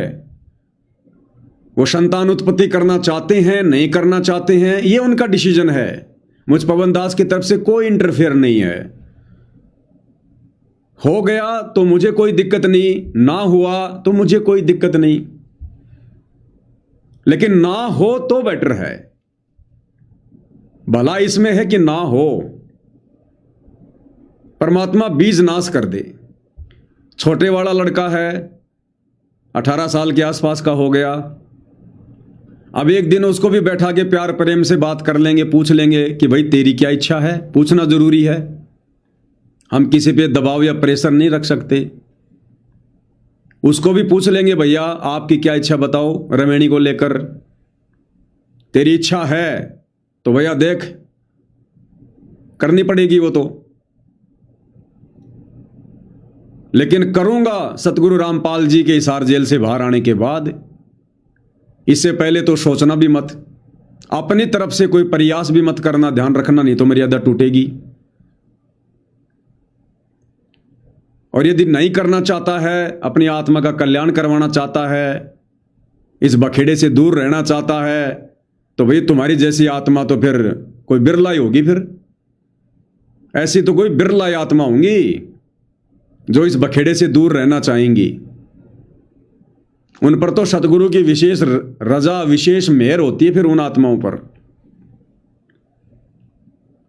तो दास की तो हार्दिक इच्छा है भाई और बहनों कि इस खानदान का नाश हो जाए, बस इसके बाद हमारा वंश आगे ना चले, हमारा बीज नाश हो जाए। हमारी तो हार्दिक इच्छा यही है। बाकी भाई जिसके जैसे संस्कार, यहां कोई दबाव नहीं है, कोई प्रेशर नहीं है, और बाकी परमात्मा ने जो मंजूर होगा फिर वो होगा। तो इतनी दृढ़ता भाई और बहनों, नहीं तो शादी होते ही तो माँ बाप को ये हो जाता कि पोता कब होगा, पोती कब होगी, वंश कब चलेगा। अगर 2-4 साल अगर बच्चे नहीं हुए तो माता पिता को टेंशन हो जाती है, क्या हो गया क्या हो गया। डॉक्टरों के चक्कर कटवाने लग जाएंगे, दवाई दिलवाने लग जाएंगे, शाणे बावड़े सबके चक्कर कटवाने लग जाएंगे कि बहू के बेटा क्यों नहीं हो रहा, बहू के संतान क्यों नहीं हो रही। और सतगुरु रामपाल जी के भक्ति मार्ग में आने के बाद, ये ज्ञान समझ में आने के बाद, माँ बाप तो यही अरदास करते हैं उल्टा भगवान से कि भगवान हो तो भी कैंसिल कर देना। परमात्मा आफत है, आफत, ना ढंग से भक्ति कर पाएंगे। बैठेंगे मंत्र करने, उधर से काई काई की आवाज़ शुरू हो जाएगी। बैठेंगे भक्ति करने, उधर से कभी वो लेटरिन कर रहा है, कभी बाथरूम कर रहा है। कितना समय बर्बाद होगा उनके चक्करों में, उन बच्चों के चक्करों में। अब कई नादान भगत भाई कह देते हैं कि भाई अगर बच्चे पैदा नहीं होंगे, रमेणी नहीं करेंगे, तो फिर परमात्मा अपनी आत्माओं को कैसे भेजेंगे। अरे ये परमात्मा का काम है, हमारी ठेकेदारी थोड़ी है। परमात्मा अपनी आत्मा कहाँ भेजेंगे, कैसे भेजेंगे, ये हमारी ठेकेदारी है क्या? ये परमात्मा का काम है। ये बाकी दुनिया पड़ी, ये कौन सा भक्ति करेगी, इनका मकसद कौन सा मोक्ष प्राप्त करना है, उनके माध्यम से भेज देगा भगवान। तो जरूरी है कोई ये आफत मोल लेना? वो तो वही बात हो गई जो एक भगत ने कहा था जब गुरुदेव ने सत्संग किया, ज्ञान समझाया कि भाई चलो सतलोक में ऐसे ठाट हैं, ऐसे सुख हैं। तो उस भगत ने कहा जी अगर सारे सतलोक चले गए तो यहां कौन रहेगा? तो गुरुदेव ने कहा क्या चाटोगे इस धरती का, चाटोगे इसका, ये बाकी ब्रह्मांड खाली पड़े, ये पृथ्वी भी, जमीन का टुकड़ा भी धक्का खाता रहेगा। अब जैसे कोई कहे कि भाई जेल से सारे कैदी बाहर निकल गए तो जेल में कौन रहेगा? अरे जरूरी है जेल में रहना, ये तो बहुत अच्छी बात है सारे कैदी अगर बाहर निकल जाएं तो भाई और बहनों अंत में हमने ज्ञान को आधार बनाकर ये जंग जीतनी पड़ेगी। हमने हल्का होना, हल्का, हमने संस्कारों को कम करना है। अगर घर में पोता पोती हो गए तो ऑटोमेटिक संस्कार जुड़ जाएंगे, ऑटोमेटिक संस्कार जुड़ेंगे। और भगवान आते हैं संस्कार काटने। सतगुरु रामपाल जी चाहते हैं कि मैं इन आत्माओं के संस्कार काट दूं, क्योंकि वो जो आत्मा घर में आएगी कौन है? वो पिछला कोई संस्कार ही आएगा। एक लेवा एक देवा दूतम, कोई किसी का पिता नहीं पूतम, ऋण संबंध जुड़े सब नाता, अंत समय सब 12 बाटा। कोई लेने आएगा, कोई देने आएगा। तो गुरुजी चाहते हैं हमारे संस्कारों को काटना। संस्कार समाप्त किए बिना हम सतलोक नहीं जा सकते। और हम ये रमेणी फमेणी के चक्कर में जबरदस्ती अपने संस्कार बढ़ा रहे हैं। तो हम गुरुजी के मिशन के अनुकूल चल रहे हैं या गुरुजी के मिशन के विरुद्ध चल रहे हैं, ये भी तो विचार करो संस्कार बढ़ा के। अब ये ज्ञान आधार पे है भाई और बहनों, भगत के अपने बुद्धि विवेक के ऊपर है। इस मार्ग में हम किसी के ऊपर कोई दबाव, कोई प्रेशर नहीं दे सकते हैं। तो धर्मदास जी को परमात्मा ने समझाया कि चाटेगा तो इस वंश का। परमात्मा बोले वंश ने क्या चाटेगा, तो पीछा छुटवा ले ऐसे बेटा, क्या करेगा इस वंश का। ये तो काल खाई खुराक का पहन पोशाक का यम का करना पड़ता है, लेकिन हमारे तो रंग चढ़ रहा है। लोग के कहेंगे, फलाना के कहेगा, संतान ना हुई थी संपत्ति ने कोने का, कई बीमारी बांट रखी, कई रोग ला रखे का। इसको तो भगवान ने बीमारी बताया कि काल ने कई बीमारी, कई रोग लगा रखे हमारे। दूसरे लोग कहेंगे, पड़ोसी रिश्तेदार, हे पोता क्यों नहीं हुआ, अरे तू दे दे, तेरा वाला दे दे ना, तेरा वाला दे दे अगर तेरे को इतनी चिंता हो रही है तो। और एक चीज का और ध्यान रखना भाई और बहनों, बहुत सारे भाई बहन ऐसे हैं जिन पे परमात्मा ने असीम रजा की हुई है, या तो जिनकी रमेणी नहीं हुई, या जिनके अंदर परमात्मा ने प्रेरणा कर रखी कि हमने रमेणी नहीं करनी, अपनी आत्मा का कल्याण करवाना है। वो तो परमात्मा की विशेष वीवीआईपी आत्मा है।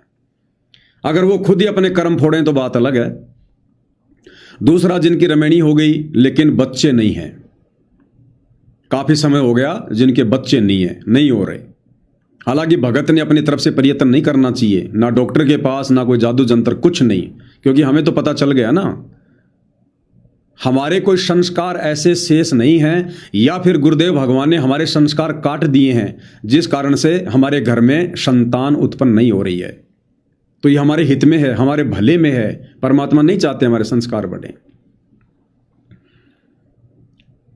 अब बहुत सारे भाई बहन नादानी में क्या करते हैं, जब उनके बच्चे नहीं होते हैं तो वो सोचते हैं कि मैं मेरी बहन की बेटी ले लूं, मैं मेरी बहन का बेटा गोद ले लूं, मेरे भाई का बेटा गोद ले लूं, मेरी जमीन को कौन संभालेगा, मेरे मकान का वारिस कौन बनेगा। अगर आप सतगुरु रामपाल जी के भगत हैं और यदि आपने ये गलती कर दी, किसी रिश्तेदार का, भाई का, बहन का, यदि आपने किसी का भी बेटा अडॉप्ट कर लिया, गोद ले लिया, ये आपकी सबसे बड़ी मूर्खता होगी, सबसे बड़ी मूर्खता। समझो आपने जबरदस्ती काल के जाल में अपना पैर फंसा लिया बच्चा गोद लेके, ये सोचकर कि भाई एक बच्चा तो चाहिए, मैं पाल लूंगा। तो 1000 पाल लेगा, तो 1000 पाल लेगा, लेकिन सतगुरु रामपाल जी, परमेश्वर जी का मार्ग इस बात की इजाजत नहीं देता। अगर परमात्मा ने बच्चे देने होते तो क्या तेरे को नहीं दे देता? उसके घर में बच्चों की कमी है क्या? जब वो तेरे रिश्तेदारों को दे रहा है जो भक्ति के निकट नहीं है, तेरे भाई को दे रहा है जो भक्ति के निकट नहीं है, और तू भक्ति कर रहा, तेरे भाग में ना हो तो दे दे परमात्मा, लेकिन वो फिर भी नहीं दे रहा, तो कारण होगा ना, तुझे परमात्मा फंसाना नहीं चाहता। तुझे क्या अटक गया क्या है? कहां तक अटका, कहां तक था? वो जो बता रहे हो ना, वो बच्चों के बारे में, आप तो चाहे लाख पार लोगे।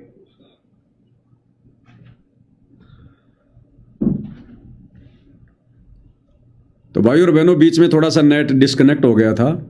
तो कहने का मतलब है, आप तो लाख बच्चे पाल लोगे, लाख है, लेकिन सतगुरु रामपाल जी, परमेश्वर जी की मर्यादाओं के खिलाफ हो जाएगा यदि गुरुदेव ने आपको संतान नहीं दी है, और यदि आपने जबरदस्ती किसी का बच्चा गोद ले लिया तो।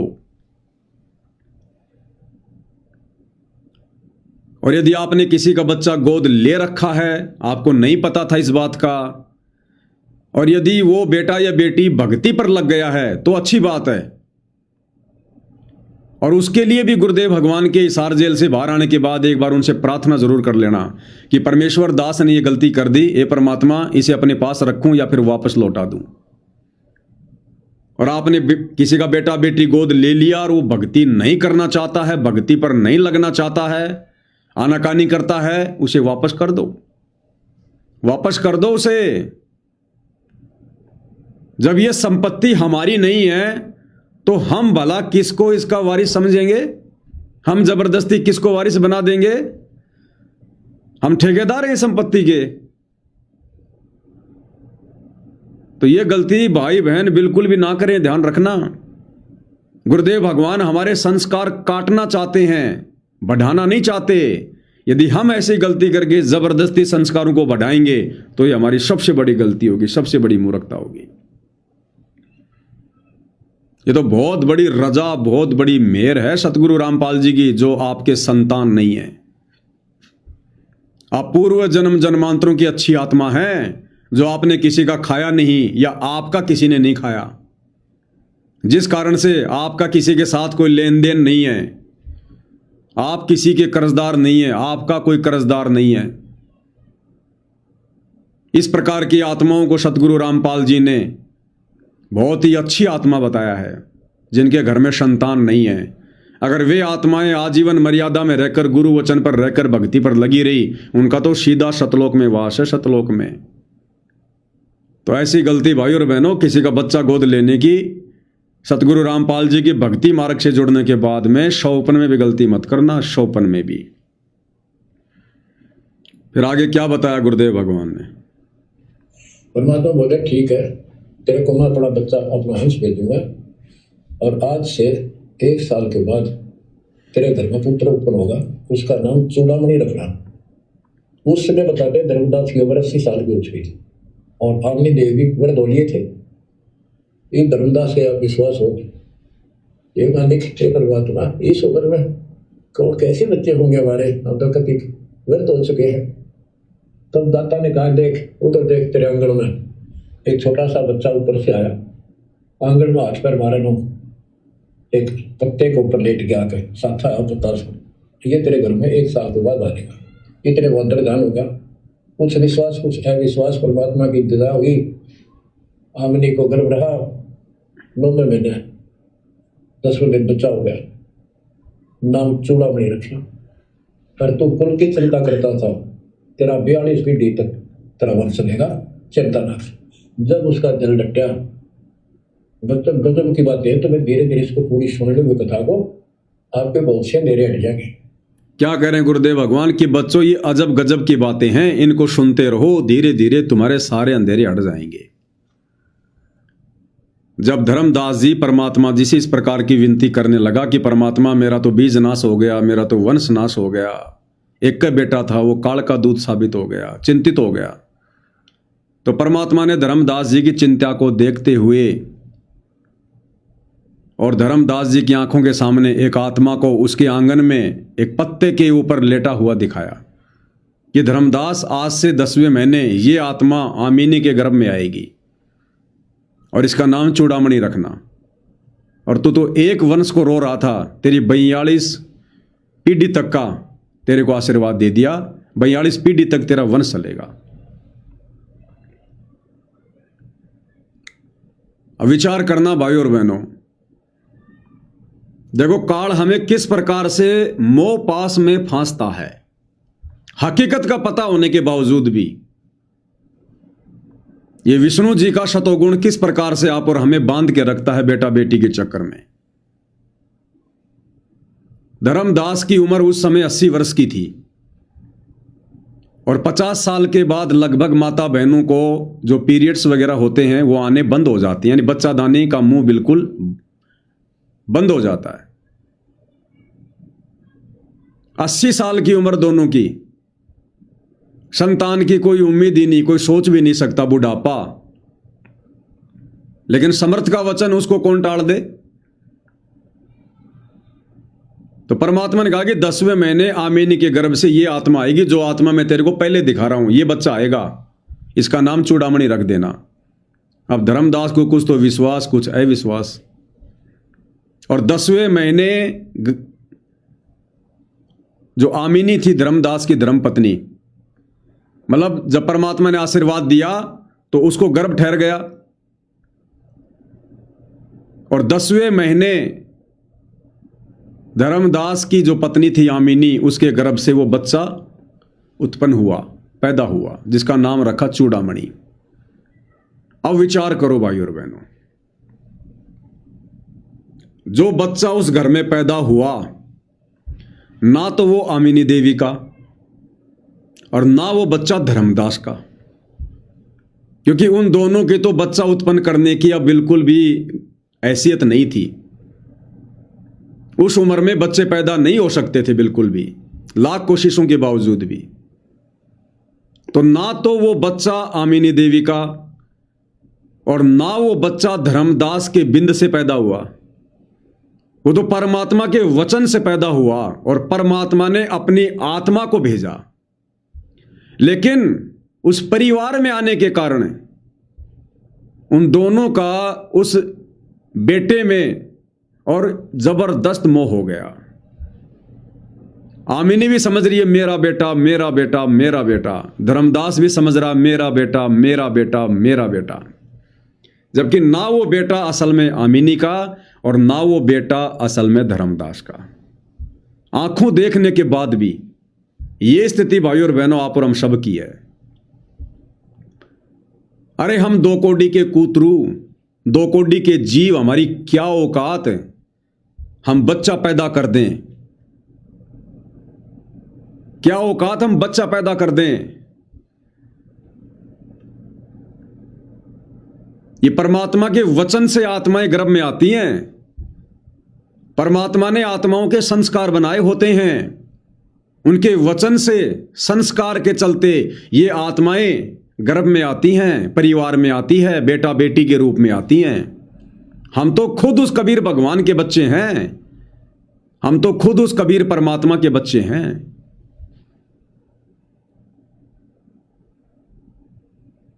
और माता पिता के सहयोग से शारीरिक संबंध बनाने के चलते पानी की 2 बूंद से, रज और बीरज से संतान उत्पन्न नहीं होती। ये तो केवल परमात्मा जी ने लोक दिखावे के लिए माता पिता को निमित्त बनाया हुआ है। गर्भ में जो आत्मा आती है वो ना तो जो है पुरुष के उन शुक्राणु से आती है और ना ही मादा के शुक्राणु से आती है, उनसे आत्मा नहीं बनती है। अरे विचार करो, आत्मा कौन पैदा करता है? जितनी आत्मा पैदा करनी थी कबीर भगवान ने सतलोक में एक बार ही कर दी, उसके बाद फिर परमात्मा ने आत्मा उत्पन्न नहीं की। तो आत्मा तो परमात्मा उत्पन्न करता है।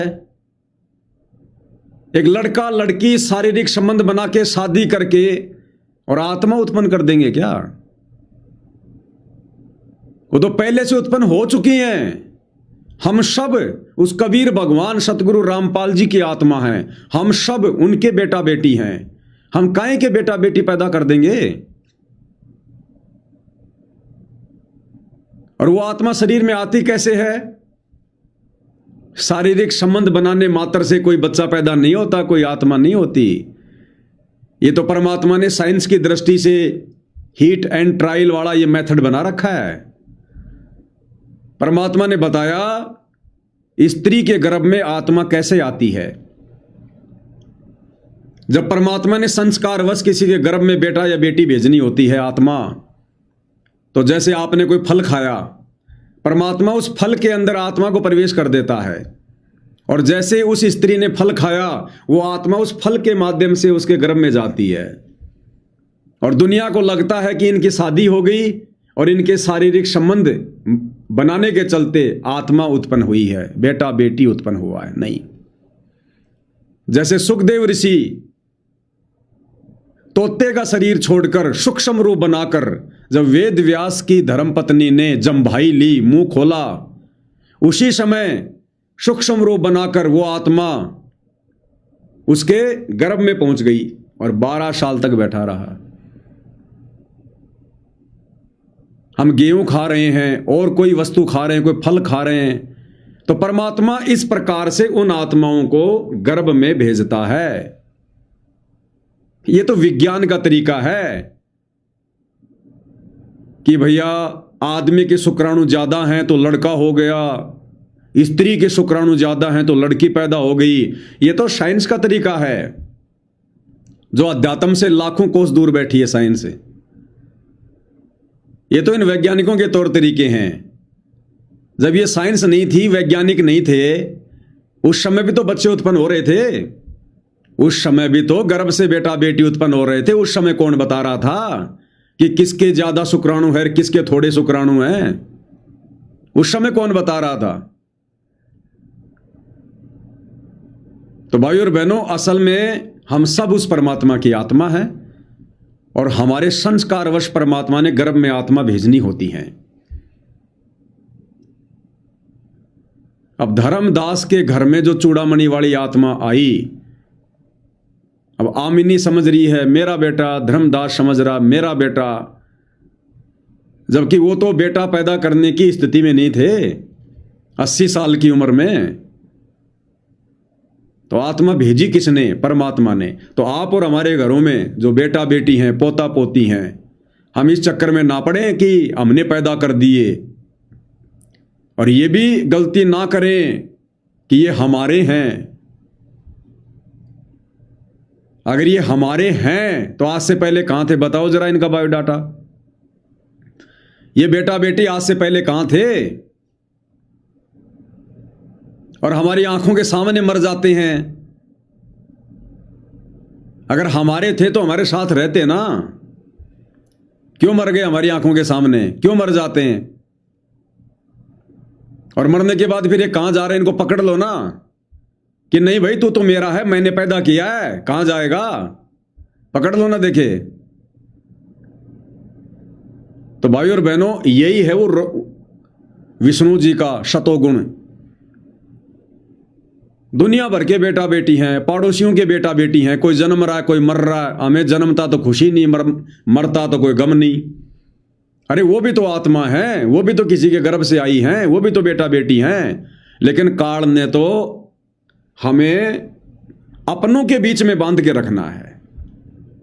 ये है वो मोह पाश।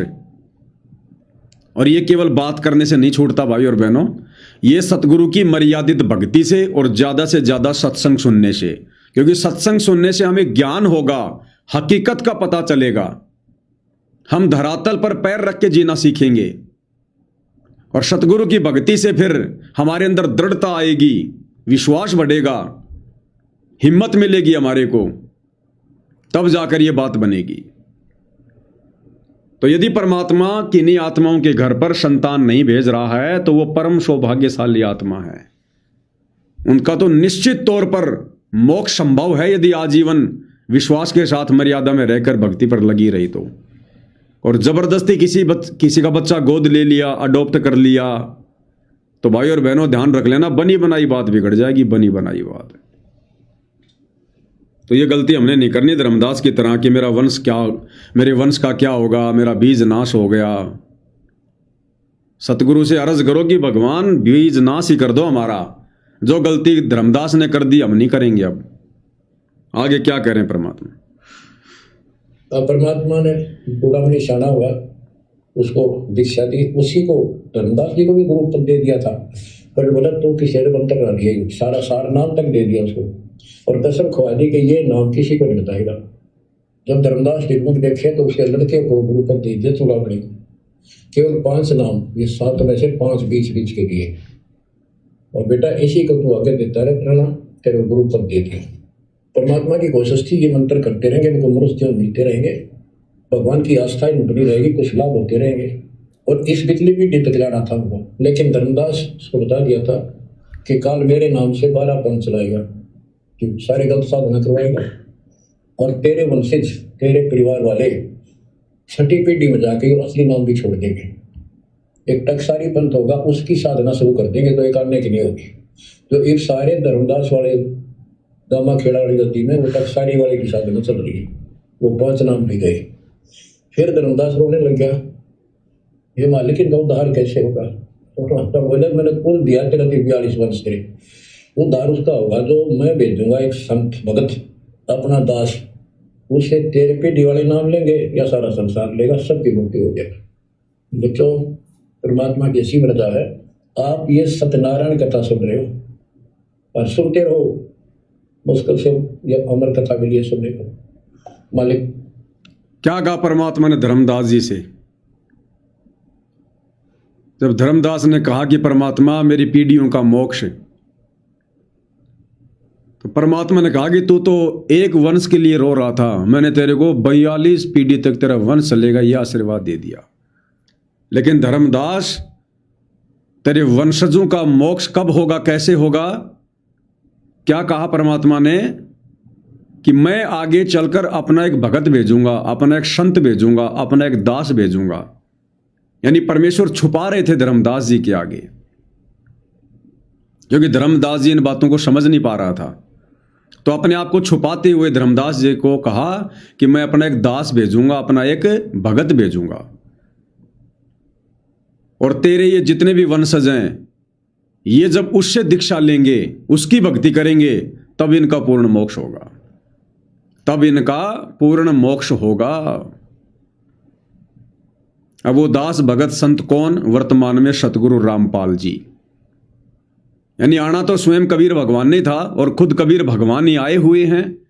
12वें पंथ हम ही चल आवें, सब पंथों को मिटाकर एक पंथ चलावें। लेकिन परमात्मा कभी भी अपने आप को परमेश्वर के रूप में ज्यादा साबित नहीं करते, घोषित नहीं करते हैं। तो आज सतगुरु रामपाल जी परमेश्वर हैं, वो परम शक्ति, वो परम सत्ता स्वयं धर्मदास के गुरु कबीर साहिब सतगुरु रामपाल जी हैं, जिन्होंने कहा था कि भाई तेरी 42 पीढ़ियों का अगर मोक्ष होगा तो इस विधि से होगा। तो आज ये धर्मदास जी के जो वंशज बैठे हैं ना, ये भिन्न भिन्न इन गद्दियों पर, दामा खेड़ा, जम्बू में, रांजड़ी में, खरसिया गद्दी, फलाना, ये जितने भी जो कबीरपंथी बैठे हैं, इन सब का उद्धार वर्तमान में सतगुरु रामपाल जी की शरण से संभव है, दूसरा कोई तरीका नहीं है। लेकिन भाई और बहनों, इनका मोक्ष हो नहीं पाएगा। पहली बात तो ये शरण में नहीं आएंगे। आप भी गए तो इनके अंदर से वो अभिमान, मान बढ़ाई, वो चीज जाएगी नहीं। ये तो खुद ही साहिब बन के बैठे हैं, ये तो खुद ही साहिब बन के बैठे हैं। ये कहां दूसरे को साहिब स्वीकार करेंगे? तो बड़ा मुश्किल है, मोक्ष नहीं है। मोक्ष तो सतगुरु रामपाल जी के खुद के बेटा बेटी, भाई बंधु, रिश्तेदारों का नहीं है, जो उनके घर में पैदा है। वो धर्मदास की पीढ़ियों वालों का कहां नंबर आएगा भी? तो देख लो धर्मदास जी ने जो वंश चलाया उसका क्या हो गया। अब धर्मदास जी ने वंश की प्रार्थना की थी, भगवान मेरा वंश चलाओ, मेरा वंश चलाओ, मेरा बीज नाश हो गया। करवा दिया सत्यानाश धर्मदास ने। अब ये गधे कुत्ते सुअर बन के फिरेंगे। अब ये धर्मदास के वंश वाले, उनकी पीढ़ियों वाले जो आज साहिब बनकर घूम रहे हैं, कल को सुअर बन के लेटरिन खाते फिरेंगे लक 84 में। ये दुर्गति करवा गया धर्मदास अपने खानदान की, अपने वंश की। खुद तो चला गया, खुद तो चला गया वंश चला के, खुद तो कहीं और वंश चला रहा होगा, और पिछले वंश की अब दुर्गति करवा गया, कर्म फुड़वा गया। तो ऐसे आप और हम करते हैं। तो भाई और बहनों, वर्तमान में तो भगवान से प्रार्थना करो, परमात्मा बीज नाश कर दो, बीज नाश।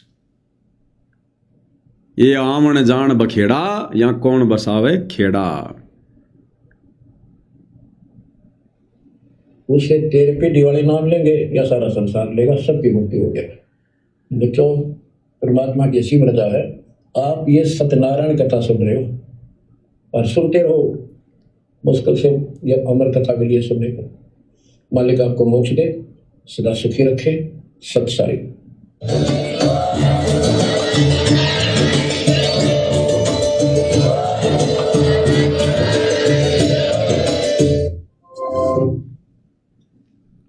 तो भाई और बहनों, आदरणीय धर्मदास जी की कथा के माध्यम से आप और हमें बहुत सी जानकारी मिल रही है।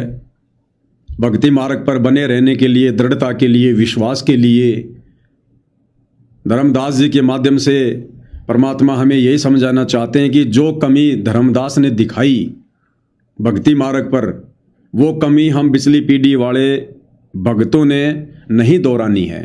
हमने इन कथाओं से, इस इतिहास से शिक्षा लेनी है, नादानी नहीं करनी है जो धर्मदास जी ने की। तो धर्मदास जी की कथा सुनाने का यही मकसद है। तो धर्मदास जी की कथा अभी जारी है, 1-2 एपिसोड और होंगे। तो उनमें भी परमेश्वर हमें क्या कुछ शिक्षा देंगे वो हम आगे जानने का प्रयास करेंगे। अब हम वीडियो के लास्ट में पूज्य गुरुदेव भगवान की एक शब्द के साथ में महिमा करेंगे।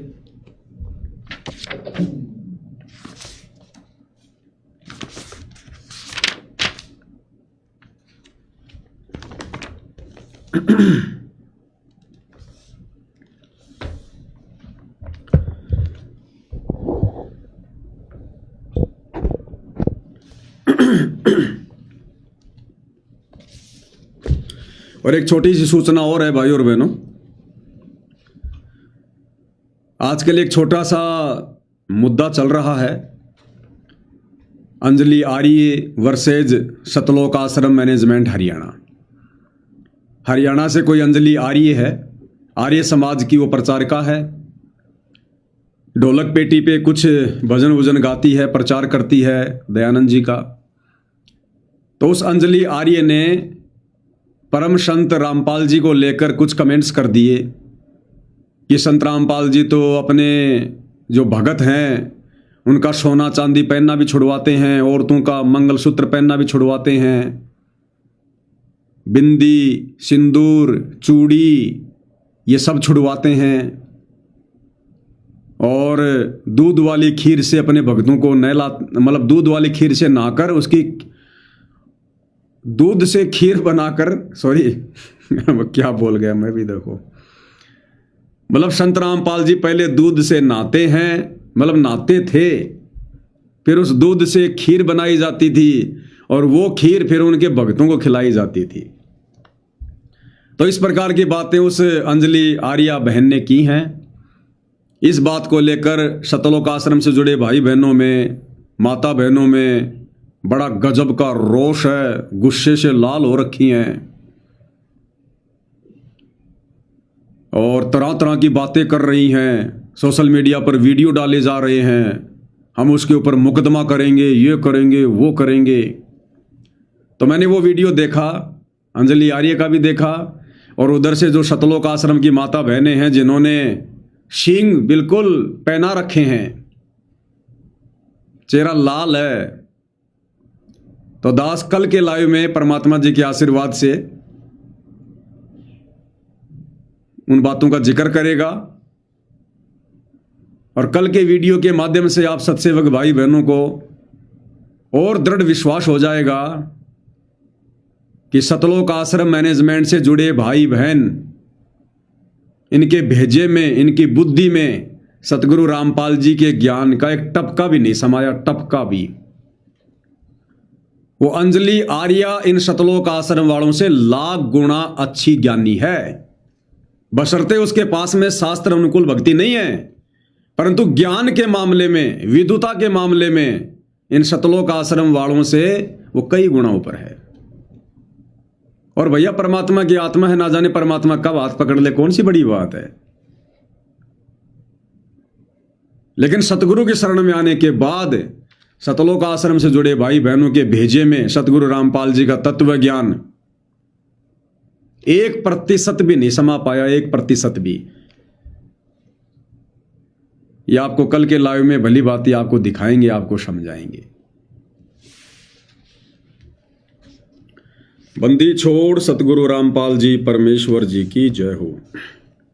मेरे साधो भाई सब जग भूल्या पाया, मेरे साधो भाई सब जग भूल्या पाया। गुरुदेव भगवान कह रहे हैं कि जब जब मैं इस पृथ्वी पर आता हूं सतलोक से चलकर, और जब मैं यहां पर लोगों से बात करता हूं भगवान के बारे में, भक्ति के बारे में, तो यह किसी को कुछ पता नहीं होता है। मेरे साधो भाई सब जग भूल्या पाया, मेरे साधो भाई सब जग भूल्या पाया। इसी भूल में ब्रह्मा भूल्या जिसने वेद सरसाया, इसी भूल में ब्रह्मा भूल्या जिसने वेद सरसाया। वेद पढ़ वो पंडित भूल्या भेद मर्म ना पाया, मेरे साधो भाई सब जग भूल्या पाया, मेरे साधो भाई सब जग भूल्या पाया। इसी भूल में विष्णु भूल्या जिन वैष्णव धर्म चलाया, इसी भूल में विष्णु भूल्या जिन वैष्णव धर्म चलाया। तीर्थ व्रत का बांध महात्म बहुविध जीव फसाया, मेरे साधो भाई सब जग भूला पाया मेरे साधो भाई, सब जग भूला पाया। इसी भूल में शंकर भूल्या जिन भिक्षुक पंथ चलाया, इसी भूल में शंकर भूल्या जिन भिक्षुक पंथ चलाया। सिर पर जटा हाथ में खप्पर, ये घर घर अलख जगाया मेरे साधो भाई, सब जग भूला पाया मेरे साधो भाई, सब जग भूला पाया। इसी भूल में भूले मच्छंदर जिन सिंगल दीप बसाया, इसी भूल में भूले मच्छंदर जिन सिंगल दीप बसाया। विषय वासना के वश होकर अपना योग नसाया मेरे साधो भाई, सब जग भूला पाया मेरे साधो भाई, सब जग भूला पाया। इसी भूल में मोहम्मद भूल्या जिन न्यारा ये धर्म बनाया, इसी भूल में मोहम्मद भूल्या जिन न्यारा ही धर्म बनाया। पर तिरिया संग फिरे बरमता, लिंग और मूछ कटाया मेरे साधो भाई, सब जग भूला पाया मेरे साधो भाई, सब जग भूला पाया। कहें कबीर सुनो भाई साधो, इस भूल का मर्म न पाया, कहें कबीर सुनो भाई साधो, इस भूल का मर्म न पाया।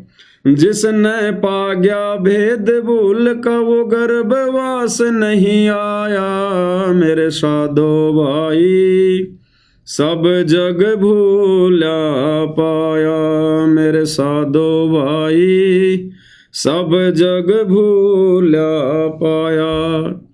तो भाई और बहनों, आप और हमारा ये परम सौभाग्य जो हमें इस भूल का भेद समझ में आ गया, जिस भूल का भेद, जिस भूल का मर्म आज ये पूरी दुनिया नहीं समझ पा रही, और इसी काल की भूल भुलैया में जो भूल काल ने डाल रखी है तीनों गुणों के माध्यम से, आज हमें गुरुदेव भगवान ने सत्ज्ञान देकर अपनी शरण में लेकर हमारी बुद्धि खोलकर हमें इस भूल से बाहर निकलने का मार्ग बता दिया। यानी आप और हमें गुरुदेव भगवान ने इस भूल से बाहर निकाल दिया। अब यदि हम जानबूझकर इस भूल में फंसना चाहें तो भाई और बहनों फिर आप और हमारी अपनी कमजोरी रहेगी। तो समझदार आत्मा तो अब इस भूल में फंसेगी नहीं, बाकी नासमझ का भाई कुछ कह नहीं सकते। तो भाई और बहनों, आज की सत्संगति में गुरुदेव भगवान के आशीर्वाद से केवल इतना ही। कल फिर परमेश्वर की महिमा में उपस्थित होंगे। तब तक गुरुदेव भगवान हम सबको आज्ञा दे, आशीर्वाद दे, सद्बुद्धि दे, हमारा मार्गदर्शन करे, भ्रम ने भटकने से बचाए। बंदी छोड़ सतगुरु रामपाल जी परमेश्वर जी की जय हो।